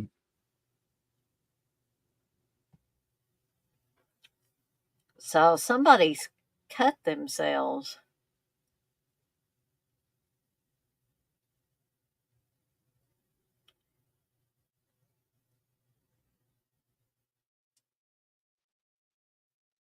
Yes, same, John.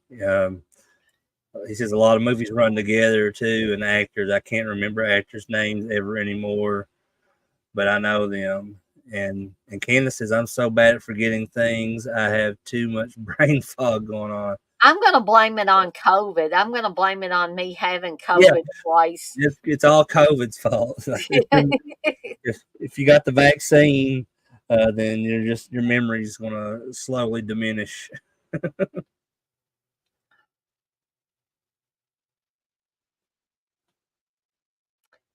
So they've dropped Lisa off, but this is probably for me the most tense part of the film. Mhm. Right. I Because assume it's getting close to the ending, so mhm, we're already fairly sure that Richard is in their apartment.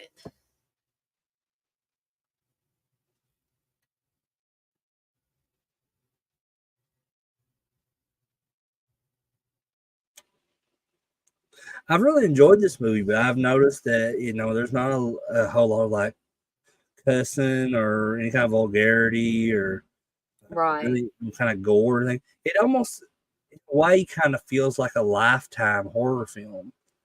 Um, Yeah, this one is rated PG-13. mhm. But I'm enjoying it. Seems like what was it we watched the other day that I said that same thing about it. It felt like it wasn't anything we watched. It was the movie that Robert Englund was a part of that had the mom from Growing Pains. Oh, the Mortal Fear movie. Yeah, because like I said, I Yeah. never did get finished that, but I am going to eventually. But yeah, it was like a Lifetime movie. Mm-hmm. That one and that Unspoken Truth movie were both. No, I haven't seen that one.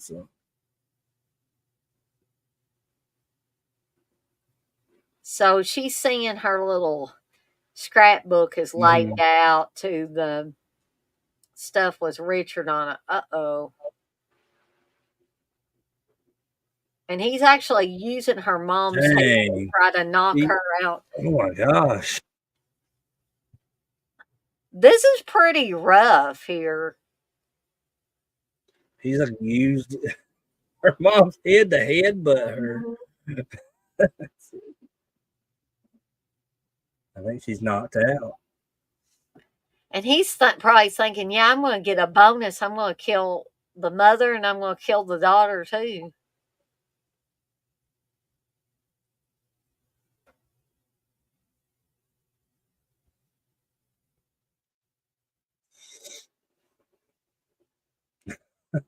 Blissful says, I've been forgetting why I went into a room lately. Oh, I've been there. Oh, I do that. I get halfway into a room. What did I come in here for? And I have to walk back out of the room and go in another room and then I'll remember. But sometimes I do that 3 times before I remember what I was supposed to Yeah. do.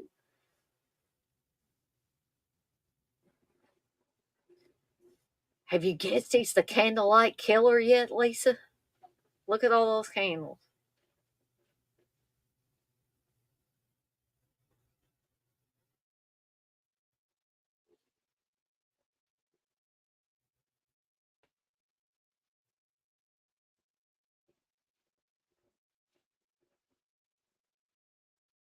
About to choke slammer on that bed.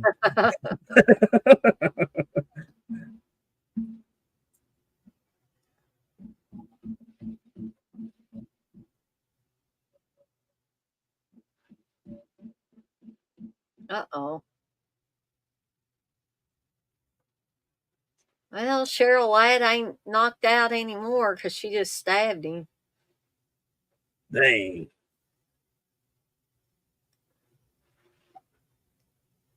Um, John, actually, we covered the last time we did Eurocult before this one. Uh, my pick was the Psychic. I like it. It's a little bit of a slow burn, but I still like it though. Yeah, that's another one I haven't seen. Um, I think I have it though from the collection I inherited from James. But it's just, I know I say that a lot, but James had a lot of movies in there. So, and a lot of them I'd never owned before, I'd never seen before. So I've got quite the list in there. I need to get around to eventually.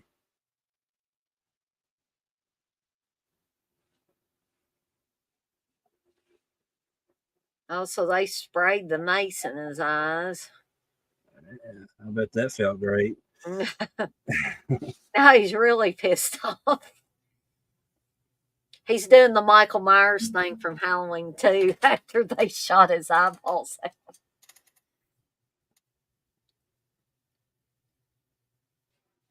They never did explain that either. Is how he was able to get his He sight was back. able to regrow his eyeballs. Yeah. That's I was just remembering Donald Pleasance saying in the first film, he had the blackest eyes, the devil's yeah. eyes. And just when it comes down to it, you can just boil it down to it being a money thing. They just wanted to make more movies because I think John Carpenter has went on record saying that he didn't want anything to do with Michael Myers after Halloween 2. He wanted to have a different theme for every year's Yeah, Halloween. that was going to be like it for Michael Myers, and then Halloween 3 when we got Season of the Witch, and then if they were going to continue the series, he wanted everyone to be like a different story based around Halloween. Mm-hmm. Batman, you say you found another good podcast called Pod Mortem? I've never heard of that one. Seems like I have. heard of that one, but I don't. I've never listened to it.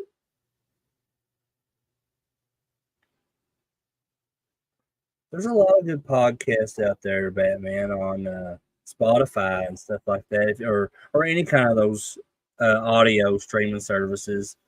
My friend Jeremy has one called Epic Film Guys podcast, Oh, and it's I listen to it every now and then, but they and you get a lot of advantages from that kind of stuff. Like I know him and his friend that do that podcast. They reach out to a lot of film studios and stuff, so they get to attend like these early screenings of movies and stuff for free. I have never though seen like where somebody's gotten sprayed with pepper spray or mace where they go around like trying to hold their eyeballs open like he's doing here. I mean, it wouldn't matter. I mean, in reality, You wouldn't think so. because he's. I mean, if That you was get the sprayed only in the odd eye with thing about mace, this. it's kind of comical in a way. It is.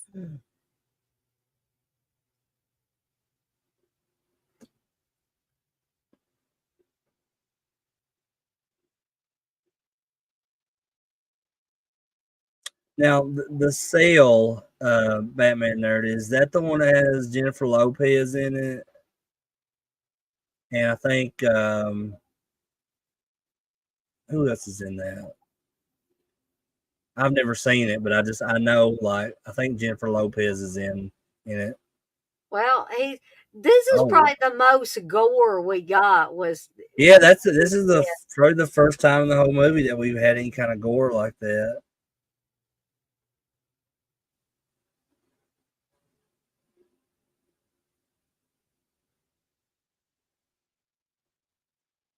there's the George Michael poster too. I was well.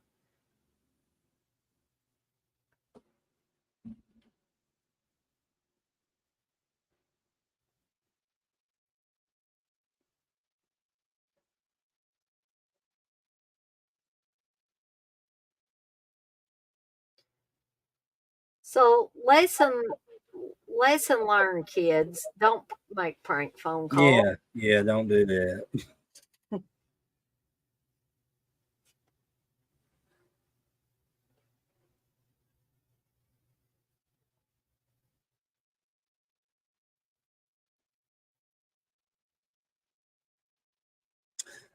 Yeah, that's who I was trying to think of. Batman nerd was Vincent D'Onofrio. I knew he was in it, but I just couldn't think of his name. But yeah, I've never seen that one, but it's I don't know. I've seen like shots and some scenes from it, but it just it looks pretty out there. Mm.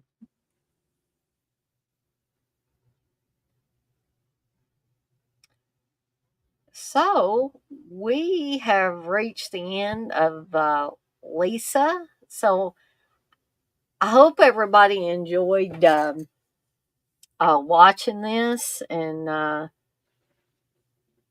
if this was your first time watch, I hope you enjoyed it. I hope you didn't hate it. Well, I certainly didn't hate it. I really did like it because it's I like these films that kind of have a real aspect to them.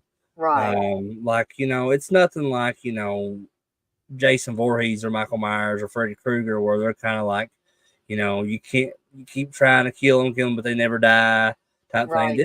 This situation is a very real thing, or it could be a very real thing.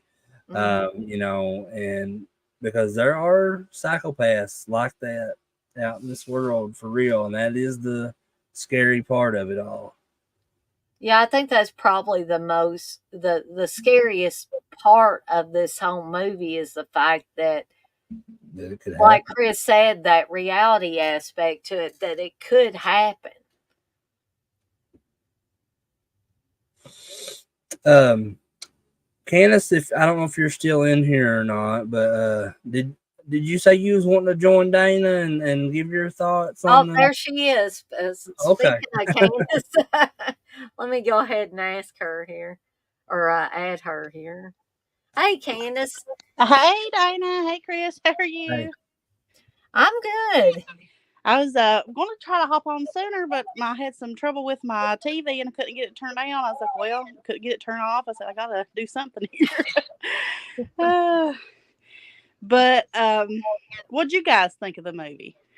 Well, I've seen the movie more than once. I've seen it several times, and I love it. And I think Chris liked it really well too.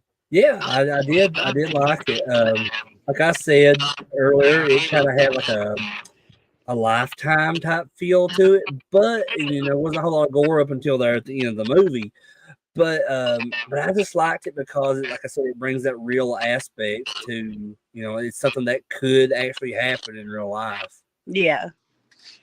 Um, I remember when I first watched it, it does have that slow burn type, like Dana was talking. It kind of starts out a little bit slow, and you Mhm. think, when's the stuff coming that's going to be, the big fight scene? Because you obviously know, because you know who the killer is from the very beginning. It's one of those Right.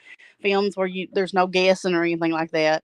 Um, but I think that it was worth the wait, um, because the end scene where they, all battle it out or whatever, I think it worked well because the guy, and I think I forget who mentioned it. He's kind of like Patrick Bateman. He's got that stone cold face, and the expressionless look, just kind of Yeah, creepy look. that's the Mhm. exact same thing I said. Yeah, and he's just, he's a creepy guy. I mean, he's handsome, and so is, Patrick Bateman. So is was Ted Bundy. He gives off those vibes. He has a very friendly attitude and friendly face. Just your everyday, I guess what he was, like a manager of that That fancy restaurant or whatever.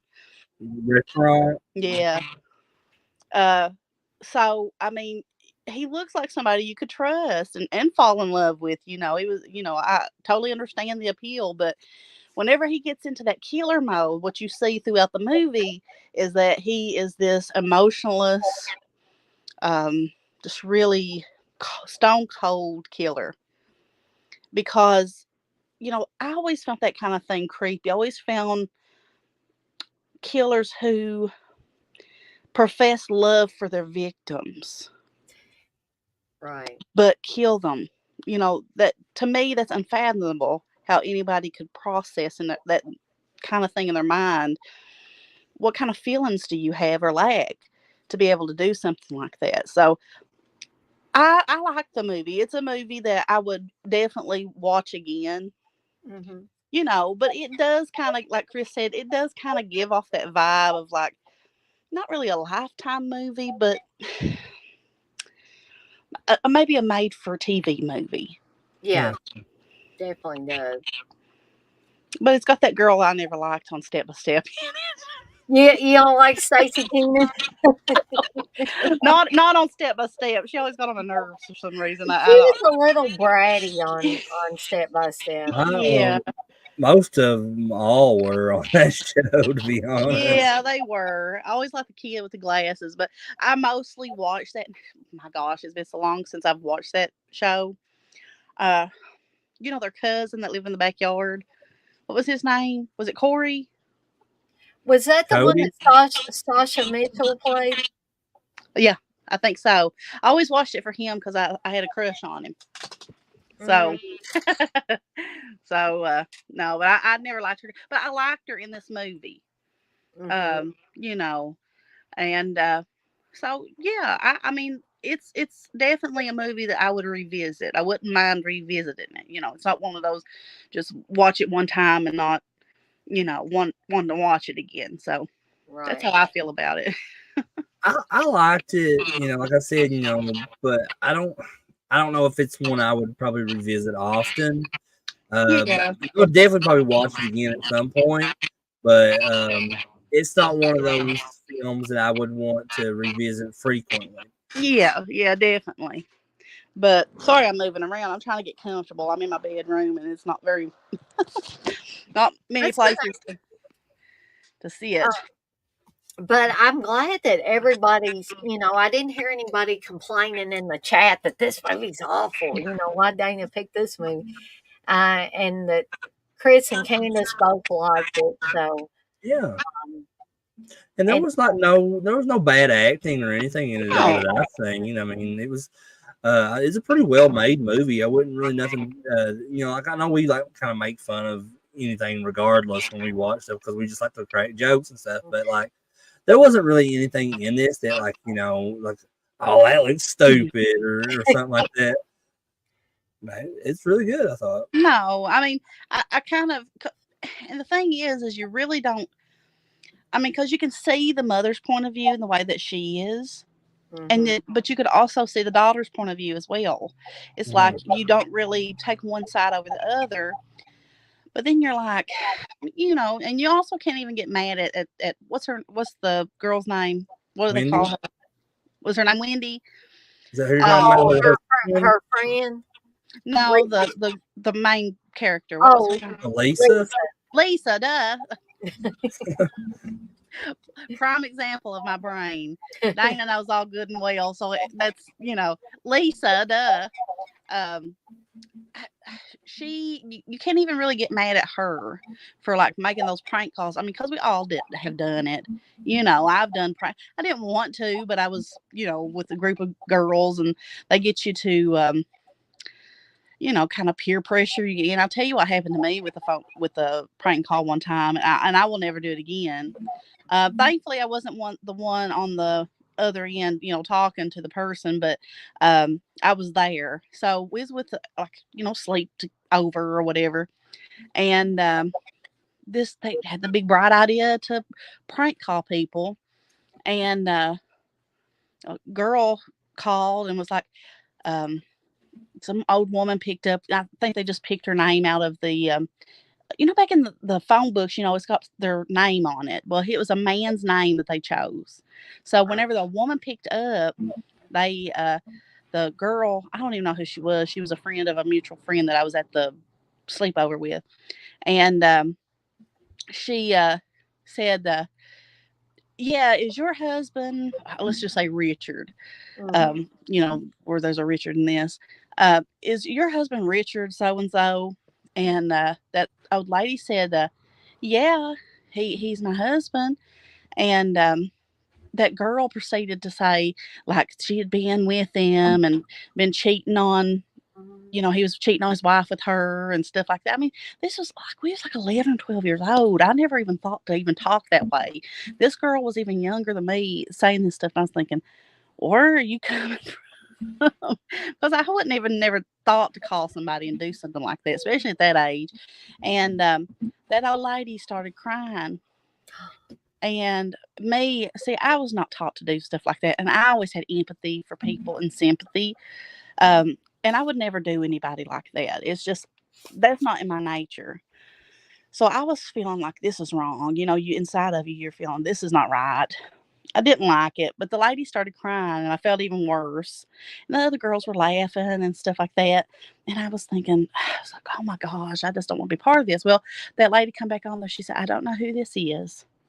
She said, but I would assume you're either got the wrong person or this is a prank call. She said, Mhm. but my husband died last month. Oh, And she said he had been bedridden for I don't know how many years, she said. So she said, no, that's not who you're talking about.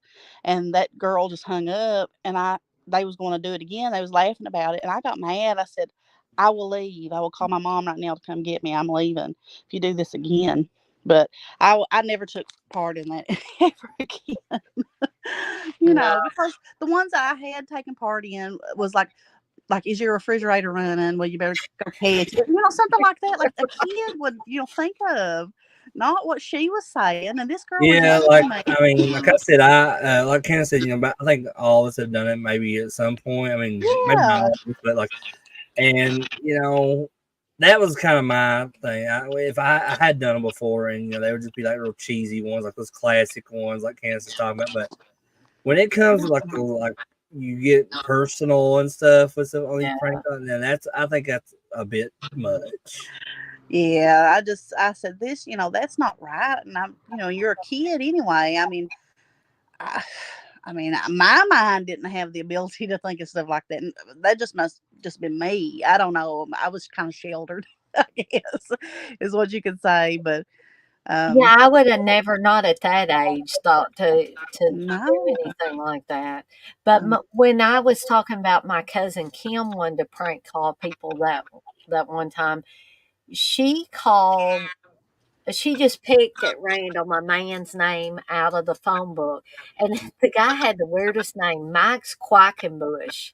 I swear to God, that was Wait, what was his name? Max Quackenbush. I swear that was the name.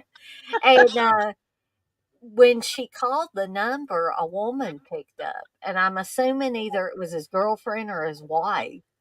And Kim kind of, was playing along with her, like, "Is Max there?" She was trying to have the sexy voice and stuff like that, but she got off there before she really upset this woman. But, you don't need to do stuff like that for a variety of reasons. yeah, But I really think seeing these movies like we just watched was the reason why I never wanted to really take part in it. I was there, I was present when my cousin was doing this stuff. So I guess that was guilt by association, but I would never want to do it myself because it scared me. well, these days people can, easily probably find your phone or whatever. Um, but I tell you, whenever Chris, because he was telling the story about that happening to him about somebody impersonating the law. I mean, he came up on his caller ID as the law, like the local law. Had their phone number, had said it, and everything.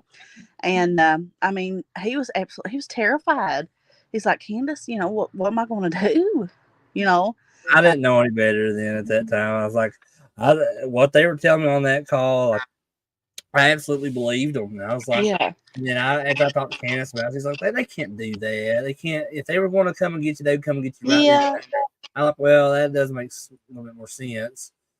Well, the thing is that I had remembered someone had talked about somebody doing that, not with the law or anything like that, but impersonating somebody else and using a some kind of online phone or something that you could use to put any number in and have it say whatever on the caller ID. Yeah, that's what it Yeah, that's was. probably what they've done. I said you need to call the law, and actually ask them. Say, hey, call the police department. And ask them. Say, are y'all coming? And because that didn't sound right. And he said, well, my mom's actually on the phone getting ready to call, and I need to see what she says. And yeah, I was right. It wasn't. So, I mean, it's just crazy what people will do to other people. Um, I wanted to address John's comment here because I thought the exact same thing too, John. I thought she said Mike Quackenbush, which is, if you're a wrestling fan, which you may not know, even if you're a wrestling fan, but he was the promoter for a company years ago called Chikara. Mike Quackenbush was, and they were like a comedy based wrestling company. So they were, they would use like aspects of stuff that's in wrestling and like make fun of that. So it was like a spoof type wrestling company, and So y'all thought my cousin was prank calling that dude. that's cool, John, that you know who that is too. Blissful says that wasn't a prank call. That was a cruel. Good for standing up against it, Candace. Oh, Yeah, yeah. when you get personal and stuff like that on those prank calls, then I'm like, nah, I'm out, because that's, and it's not good to do prank calls at all. And if you look at it, now I'm older and stuff, but stuff we did was harmless, and there might be some people that would get really mad over those harmless ones, and be Yeah. like, well, they wouldn't want anybody to do that to them, but in the end, they can get a laugh at it. I'm sure at some point. But when you're bringing personal stuff and trying to get people seriously like upset, Yeah. that's messed up. Now I will say this: I did like family. It's hilarious. I've prank called my family. I did something to Steve one time, and he fell for it. Yeah, yeah. Because remember Bonsai Buddy? I don't know if you all remember. I know Chris does. Do you remember him, I Dana? think so. It Yeah. ended up being like some kind of virus or some kind of spyware. But I was obsessed with Bonsai Buddy. He's a little gorilla that was on like Windows or whatever, and Yeah. his little purple gorilla, and you could get him to say whatever you wanted him to say. And Yeah, they had like a chat box, so you could yeah, just type in whatever, and then like for example, like I'll read a comment here that John said where he said, "LOL, I thought you meant the wrestling promote." You could type that same exact comment that John wrote, and it would repeat it back and be like, "LOL, I thought you meant the wrestling promoter Mike Quackenbush." yeah. And it was like this really weird voice, and And me and my brother would get it to say naughty stuff, all the time, and you know. But anyway, my grandpa had over because my papa was a ordering machine. He did not. He was socially awkward, so he didn't go shopping in stores. He Right. would always like um, catalog order or off the TV or something like that. He would get like a Fingerhood and Blair's and all those. He'd order his clothes, shoes, everything. Well, he was expecting some pants from like Blair's. I don't know if you've ever heard of Blair's. I don't even know if they're still around anymore. But they sold like nice clothes and stuff like that. Right. And he was expecting a shipment, and it hadn't came. It was taking a little bit of time to get there, and I know that I had overheard him talking to my grandma about that. And he's like, "I wish my pants would get here." He said, "I'm starting to worry that they're not going to be there, or that they've got lost or something." Well, that night I went and I got on that Bonsai Buddy and I typed up this whole professional like thing, talking to him about how his credit card had been seized or something like that. I forget what I did. And he was getting like this big charge sent to him or something like that, and that he wasn't gonna get his pants, like they was holding his pants hostage or something like that. And he was cussing. I mean, he got so mad. And my grandma was a firecracker, okay? She was somebody who would just like tell you a mouthful. She wouldn't hold back. And I heard him like her name was Martha. And he said, "Martha, get this and talk to me." She got on there. She started cussing Bonsai Buddy out. And me and my mom, because my mom had caught on what we were rolling on the floor. I mean, she was so mad. We like die. Well, they live right next door to us. So I just casually strolled over there afterwards. And I walked in, and my grandma was madder than a wet hen. And my papa, he's always quiet and stuff. And he's just like looking at my grandma. My grandma was, she said, "Do you know what we just got? There's somebody from Blair's called and said this, that." And she was just mad. Because I had like the way I had written it out was like they were being like mean to my mama and papa, on there. And I started laughing. And I said, "Did it sound like a robot?" And they was like, "Well, it sounded like something." And my mom walked in behind me and she looked, she said, "Did you ever talk to him about your pants?" And they just looked at us and said, "What did you do?" And they knew that I'd done something. But they after they found out that it was me, they thought it was hilarious. But that is innocent. yeah. you know. Yeah, me and Cancer are always doing little jokes like that with each other, and we've done that as long as we've been together. And her papa Donnie, Candace was trying to convince me one time that his real name was Donatello, And you believed it? and she said it is. That's his real like birth name was Donatello. We just call him Donnie. And I'm like, his name is not Donatello. She says, "It is. Go ask him." My papa was I was all like, had to know him. Okay. and I went to her papa Donnie, and I said, "Hey Donnie, is your real name Donatello?" And he says, "I don't reckon." But you believed it, Chris. You I believed did. I really did. I'm gullible at times, so please don't take I advantage of me on that. it. But like I said, I joke around with Candace too. Like one time. This wasn't that long ago. So I realized that our Alexa Spotify was linked Oh to my. to Candace's phone, and Candace, when she's riding around, like she will have this the Bluetooth on in the car, and she'll have her phone, like whatever's playing on it, linked to the stereo in the car, and so I was listening to, and the Alexa in our house is linked to Candace's Spotify as well. So I was like playing music one day while I was here by myself, and I think she was riding around with her brother, Oh, and I would play a song, and then it would like randomly stop and then switch to something else that I didn't choose. And then it just like, and then I did that a couple times, and then it kept changing, and it clicked with me. I was like, oh, Candace is listening to Spotify in the car somewhere. So I started like picking all these random songs to play while like yeah. Cotton And Eye me and my Joe brother, and me and my brother was driving down the road with the windows kind of cracked down because it was a little bit hot, and we just like blasting music. But my brother, he turns it all the way up, and all of a sudden he's getting mad because he was trying to switch it on like typo negative or something. It just kept on going to these like wrestling intros and stuff. Well, all of a sudden, yeah, I play like Triple H's music and yeah, big big booty booty bitches. bitches. And I was like, he's like, what the F is this? He said, why's big booty bitches going on? I want to listen to Tubbo. I said, I don't know, CJ. I said, there's something weird going on. And then I realized, I said, because I seen it said connected to Echo Dot.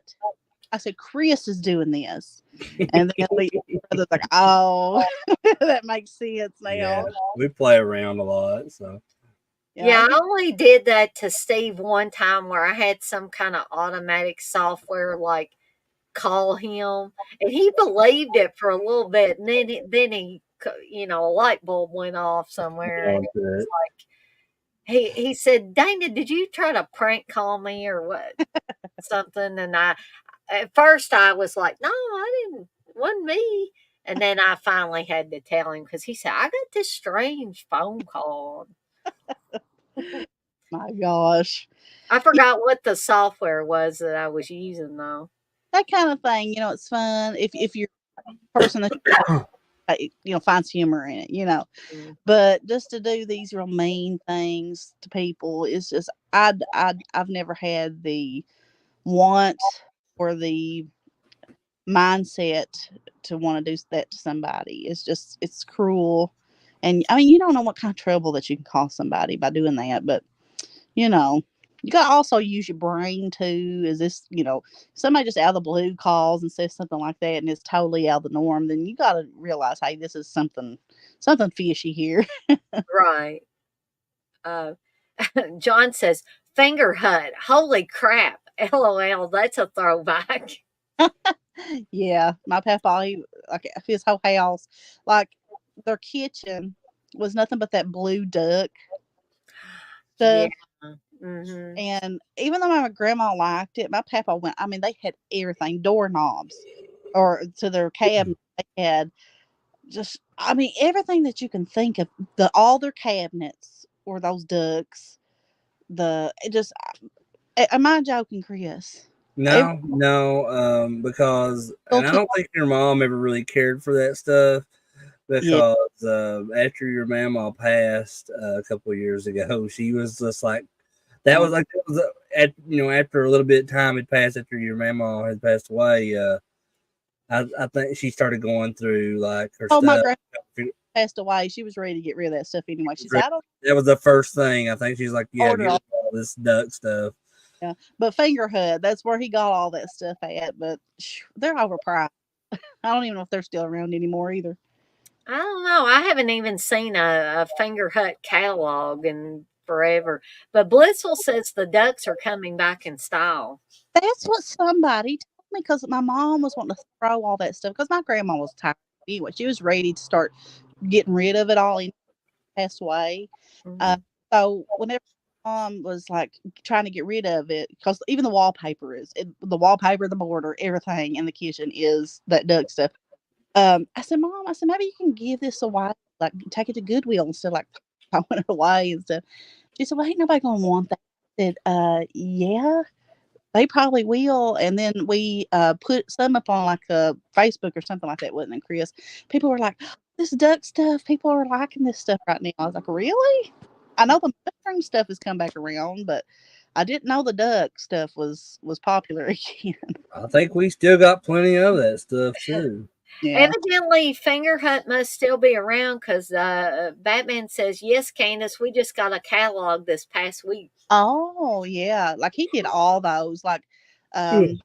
every like he would order even food. It was what was it called, Chris? Swiss Colony.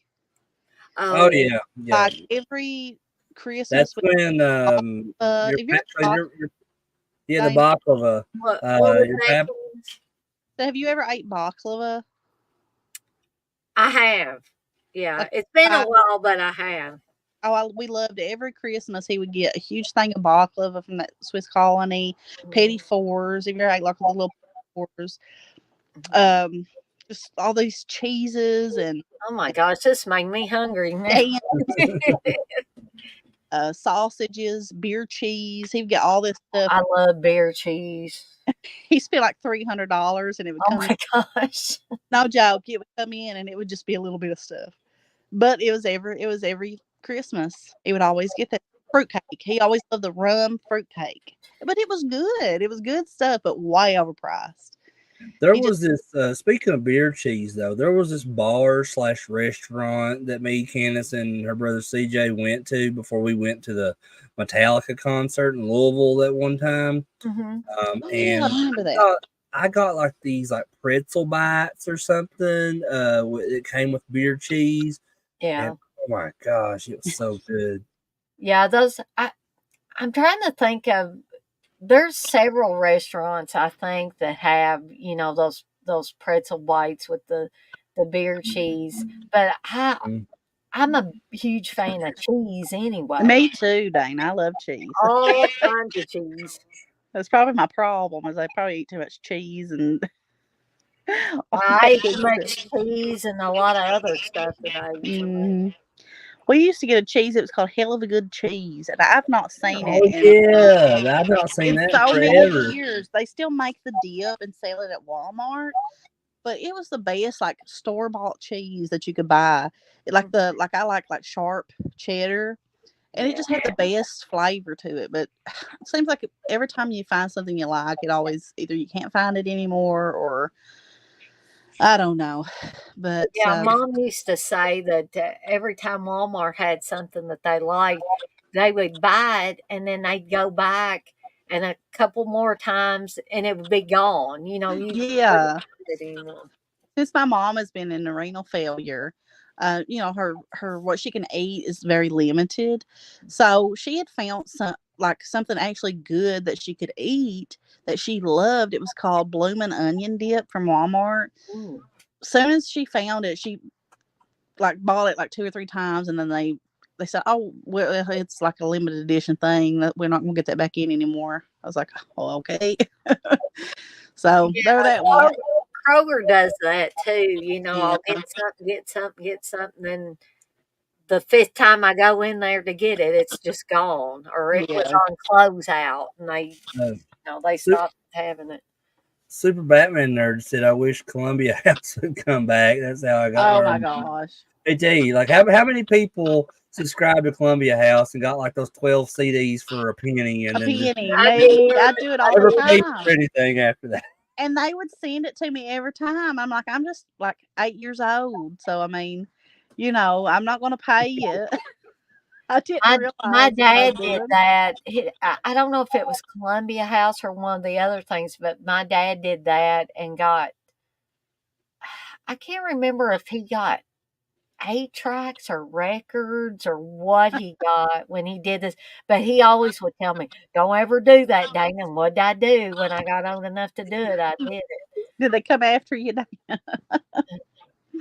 They No, never come after me. yeah, But I was they never came good. after me or nothing. I mean, I did that. That was probably like early 2000s the first time I ever done that, It and was Mhm. then like late 90s, I think. I and was a I kid. remember like that at that point when I did that in the early 2000s, my brother was already married, and so he lived he lived next door. So, like, after I did it the first time, I went did it again with my brother's address and Oh my gosh. got 12 more CDs. So, I remember I got because I didn't really even I knew who he was, but I didn't realize it would be dirty. I should have known it had a parental advisory sticker. I got the Adam Sandler Yeah. CD. I mhm. remember that. It had like him sitting on front. He had like half like a his face painted like white and black or whatever. Hmm. I forget what it was called, but I remember I got all kinds of CDs from there. I Um, did like I did DVDs at one time. yeah, I have too. I forget who sold those. Was that Columbia House? I know Well, I'm Disney used to trying do to. that. The Disney, Yeah, Batman talked about the Disney Club. yes, I used to do that.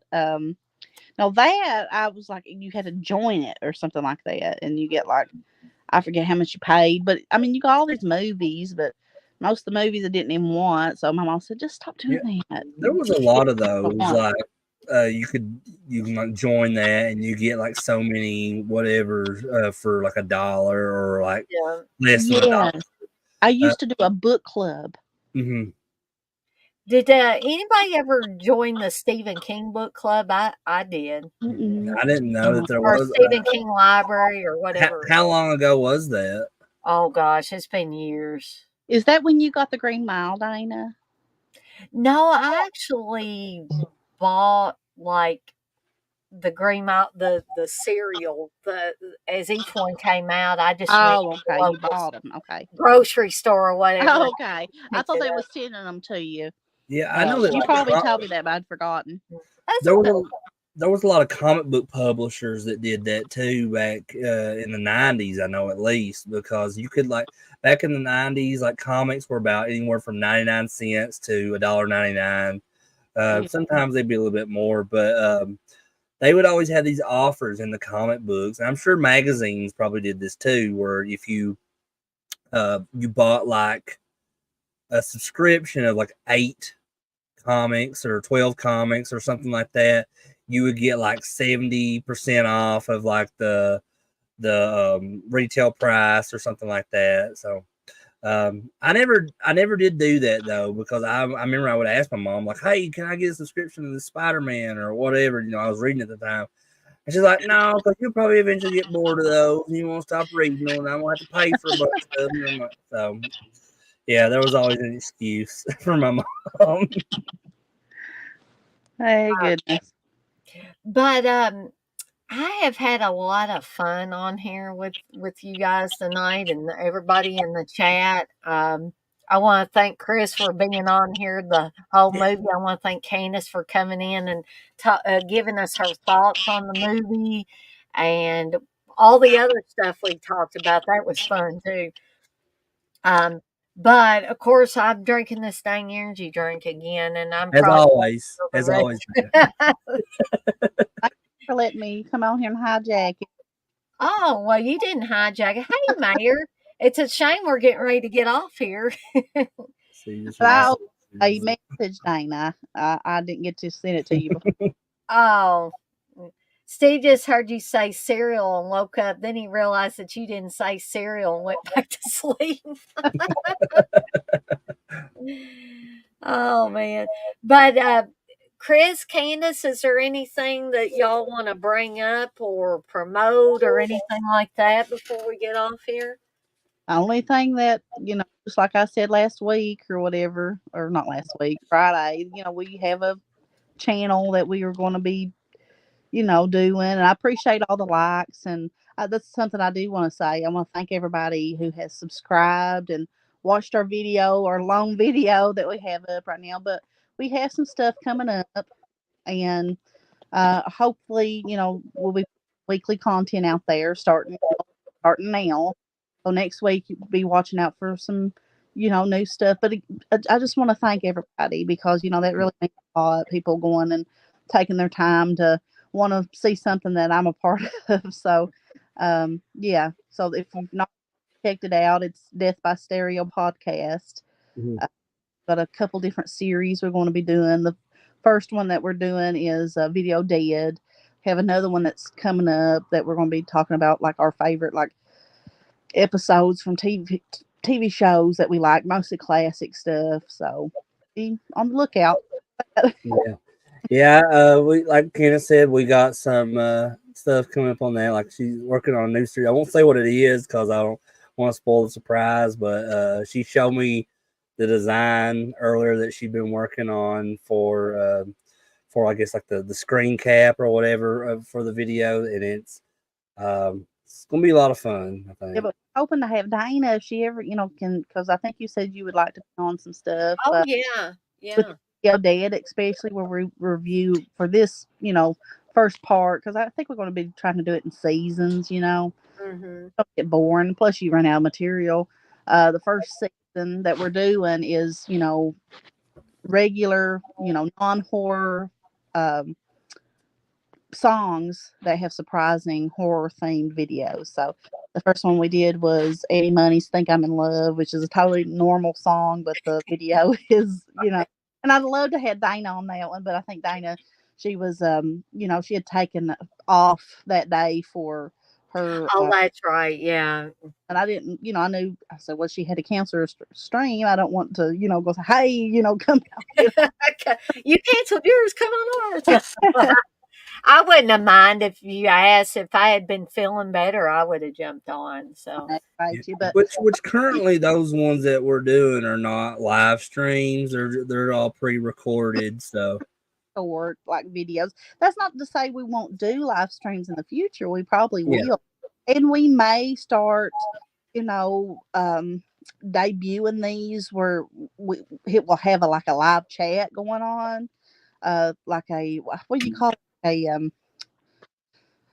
It's where you can debut. You can debut the video, oh yeah. be in Hmm. the chat and talk to people, stuff like that. We might start doing that, and but hopefully Dana can join us for the next one. We'll be doing a Tom Petty song. So I think Dana likes Tom Petty, Oh, I and do. I definitely do like Tom Petty. which I really appreciated them showing him and talking about him in this movie. So Oh yeah, exactly. Yeah, he's featured pretty prominently in this. uh, yeah, she like kisses him or something on like a little like diary or something that she's got, and then Yeah. poster. But yeah, I'll hush about that.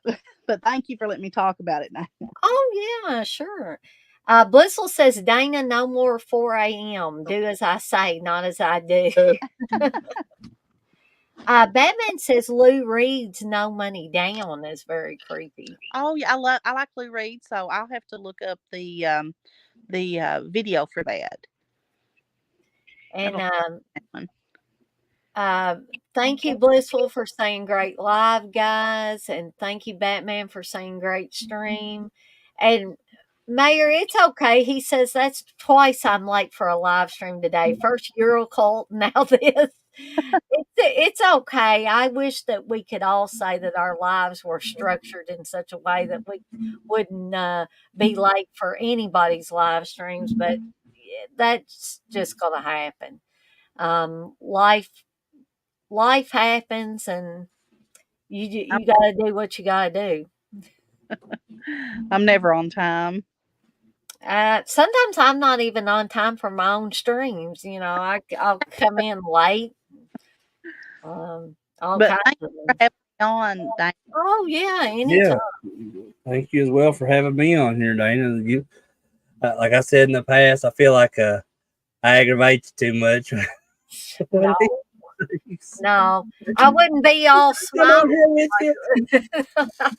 No, I sent you the link tonight. You and I Candace know, both. but I don't ever want to come across as like It won't, overbearing or anything. I don't know. I know that's just me, but that's just how I because am. Dana's like me. I think I would rather have somebody on here with me than to be alone and doing something. It's much more fun when you have somebody you can kind of talk to and Yeah, ideas. interact with, and so I mean, I know I can interact with the chat, but Yeah, of course. it's good to have somebody live on here with you. Yeah, I really, really, like Candace has told you before, like I really do love doing this with you, Dana. Well, I love Because having y'all on. outside of Candace and her brother CJ, when it comes to like talking about horror movies, I mean there's really nobody else around here, other than maybe my friend Brad, that I really talk horror movies with. And then, but then there's CK and Uncle Bill, but they're kind of, far away. They're like 2 counties over from us. So, but that's why I really like this interaction. I can kind of like, it's an outlet for me to kind of like get this stuff off out of my mind and out of my mouth to talk Oh, some I about it. do. Was it too? Probably Dana probably feels the same way, and that's why Oh, I do. I do. I mean, that's a big part of why I do these things. Mhm. It's getting money here and there is nice, but that's not why I started doing these. I Yeah, started doing these to have fun. and it's a passion for you guys. You can tell it. You can. When I look at Chris and I look at Dana, I see a passion. You know, Dana is whenever it comes to like, because I think Dana's even said this before too. I always like, don't know why. Always felt more comfortable talking to guys like as friends and stuff because I had so much more in common with them that I Yeah. did the average female. But Dana, she is like how I was. Like she's so knowledgeable on things that other females, besides people that's on here, because we found our clique. We are all of a clique. But out in the everyday world in Kentucky, little small town, Uh, it's hard to find other people. It was mostly I, guys that like stuff we liked. So Dana is kind of like that too. She's so knowledgeable about stuff. I'm like, I don't know how, like, between her and Chris, I'm like, how does their brains hold all this knowledge?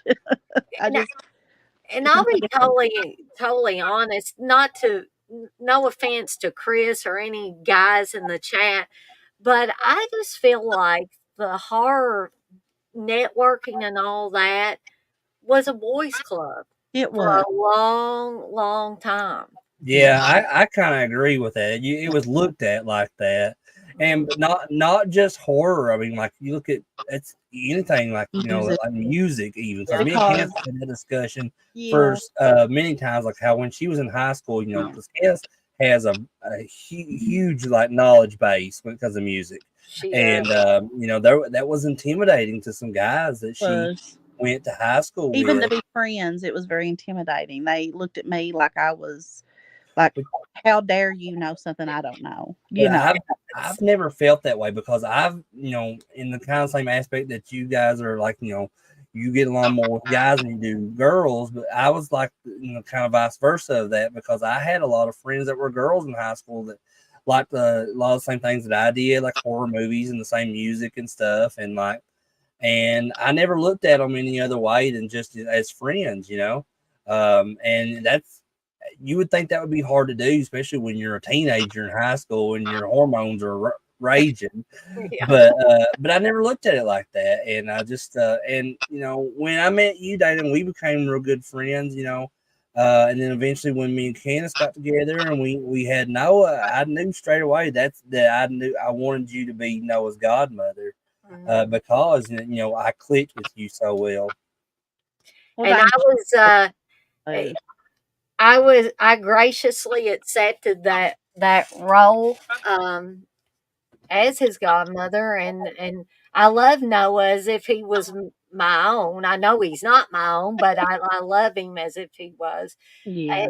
He's he's one of the best kids I know, and I know that he's going to be a great young man, and I he's going to go I places. I appreciate that, because you always, as a parent, I never imagined being a parent. I always wanted to be one, but when I was having, got pregnant and stuff, it was a surprise, very big surprise. So everything runs through your head like, am I going to be terrible at this? Hmm. But I will say this: he has been a very easy child to raise because Yeah, he just has such a big heart.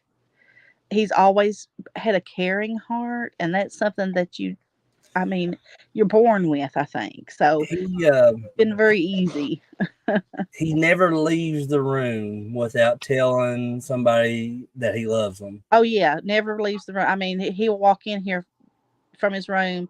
if he did it 5 times in a row, he was like, "Love you, mom. Love you, dad. Love you, whoever else is in there." Mhm. And I think he's even told you that he loves you. I believe he has, yeah. Because he's always, "Are you talking to Aunt Dana? Or are you talking to Aunt Dana?" So you talking to Aunt Dana, or send her a message, because he always, if he hears me talking, he always assumes that I'm talking to you. Well, here lately, I mean, me and Candace have been, so. So he's like, he's going, "Oh, sorry." But I think the other important piece in that is it's important that a kid is born with something, that's part of their genetic makeup, or it's not part of their genetic makeup. But I think the special thing about Candace and Chris is that they nurture that. If a kid is born with that and it's not nurtured, I think they will lose it. Yeah, It's almost guaranteed that they will, because my they think, if yeah. nobody cares, why am I doing this? Uh, my reason for living is not just my son, but my nephew as well as the kids.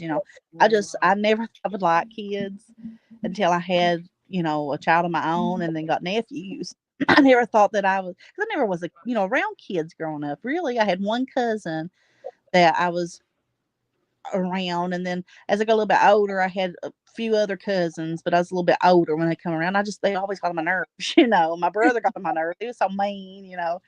But even my brother, I would, as much as he got on my nerves, I was always a motherly type. I don't know why.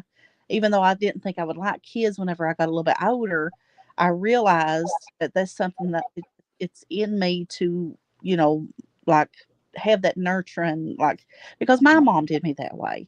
She was Yeah. very nurturing, and my grandmother was very nurturing. My dad's mom, she was somebody always petted on you, and told you they love you. That's like my mom. So we was always done that way. So I, in return, am that way. And I remember Chris. He wasn't really. His mother is. I'm not saying his mom ain't like that or anything like that, but he wasn't used to saying "I love you" Uh-huh.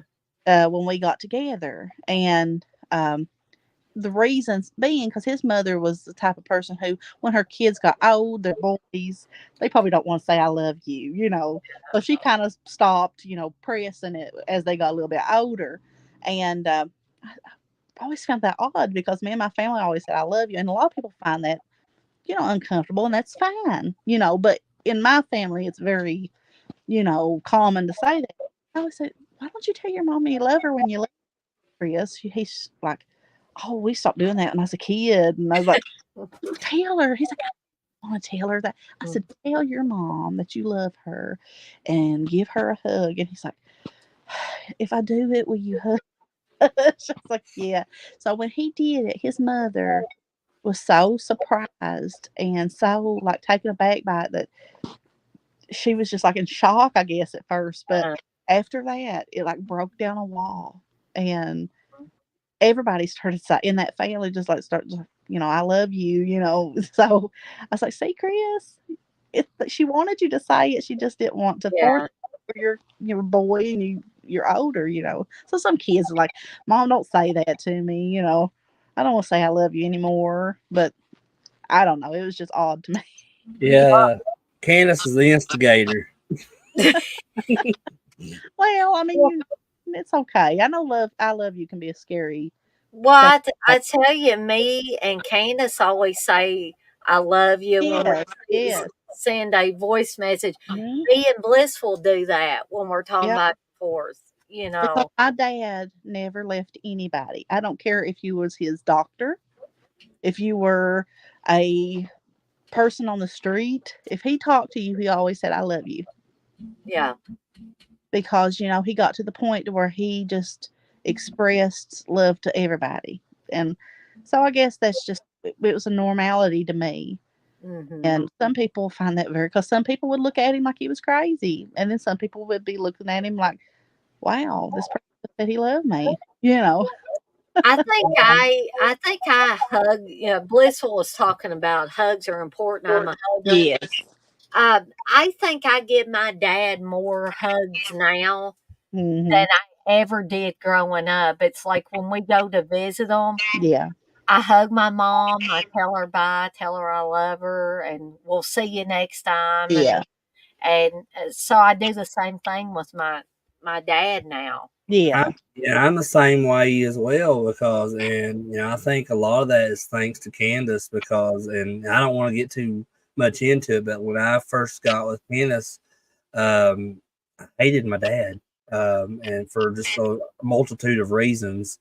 But I think a lot of that, I look at that back on that now, and I think I was just kind of like immature, and I was Hurt. going through a part of my life where there was a lot of dark stuff going on because, and I don't want to, I don't want to bring up religion or anything because, I know not everybody's religious, but, I was an atheist at the time when I met Candace. And, but, just a lot, Candace made me see things differently in a lot of more Oh, I never positive forced ways. anything on you though. So No, just she never forced anything appreciate on me.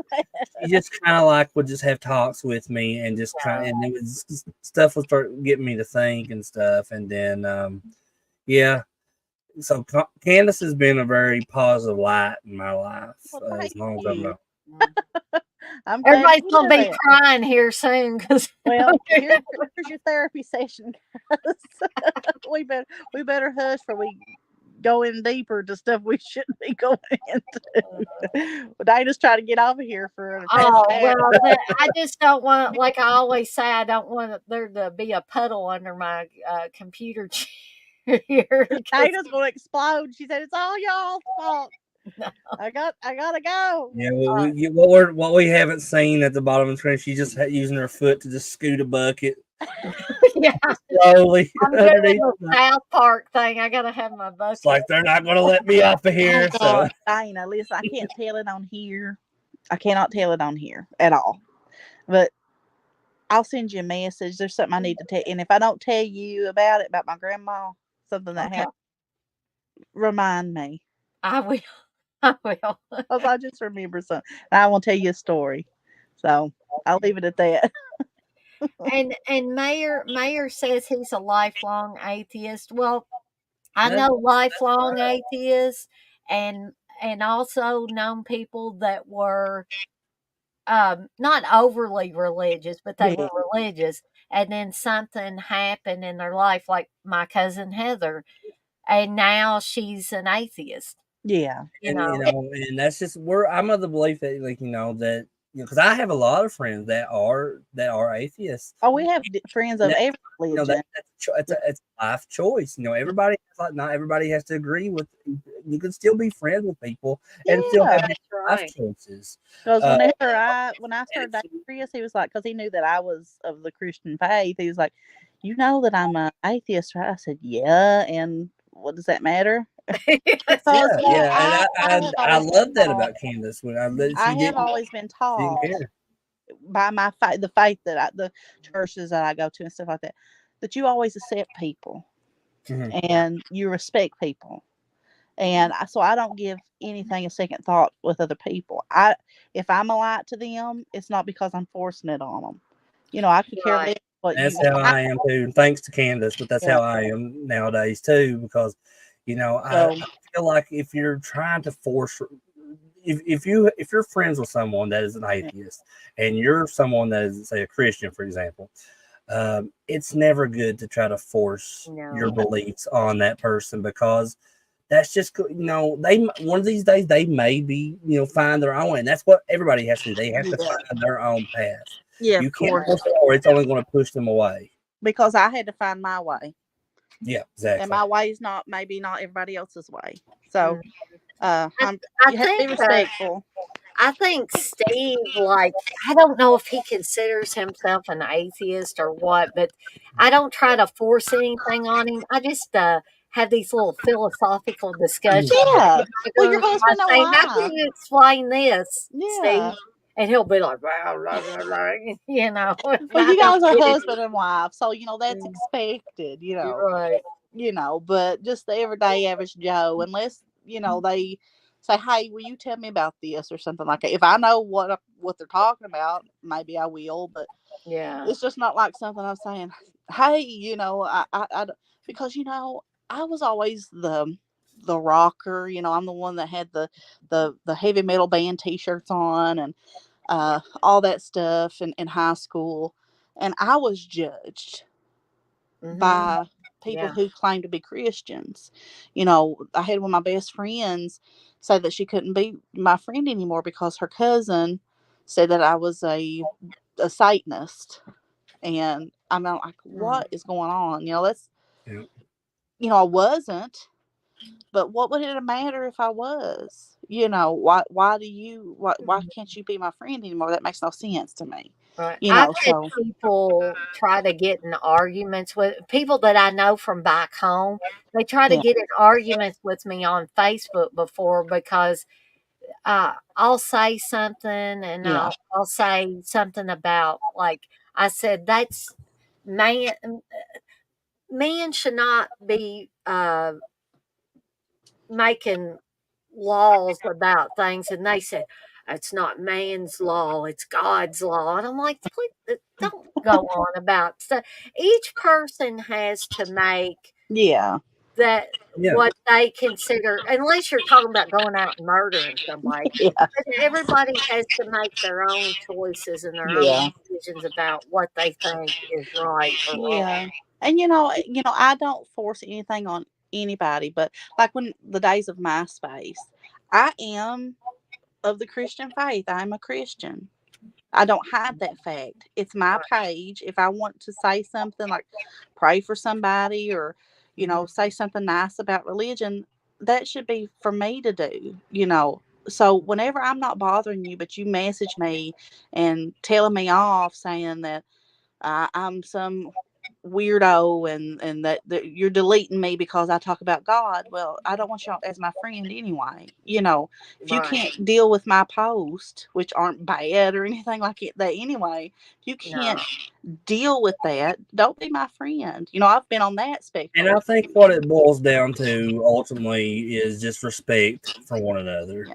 Yeah. I mean, nobody's always going to 100% agree on everything, Oh no. Oh, whether it no. be beliefs, whether it be politics, whether it be movies, music, whatever. Nobody's always going to have the same beliefs or opinions on all that stuff. But just the thing that you have to maintain friendships and is just to be kind to one another, and like how you always say, Dana, always remember to be kind to one another and blaze that trail. Yeah. Yep. You just got to have that respect for one another. On Uh, somebody's religion or sexuality or anything like that Anything, yeah, no is matter what it is. no concern of mine. I'll let Blissful says everybody. kindness and understanding is key, and that's exactly right.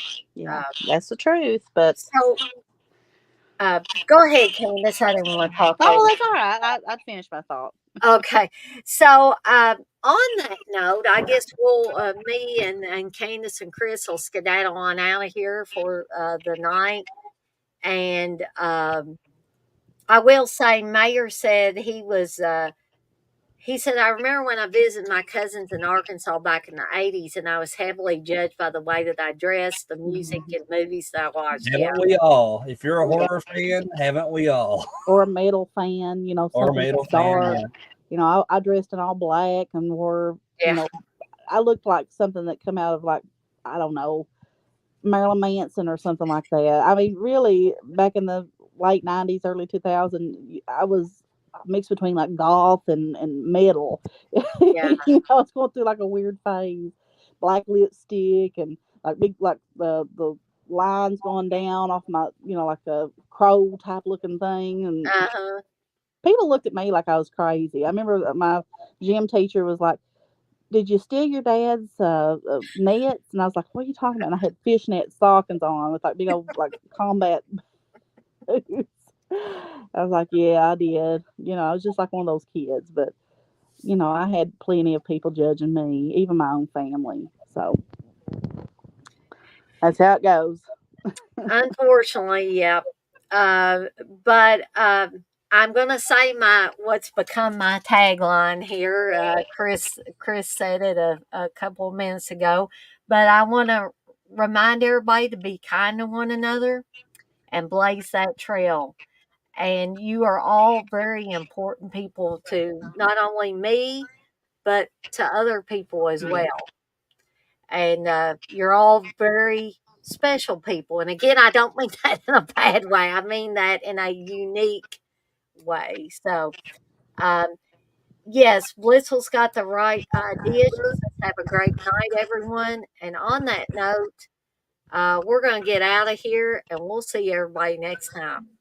So, Bye, bye, everybody. You guys.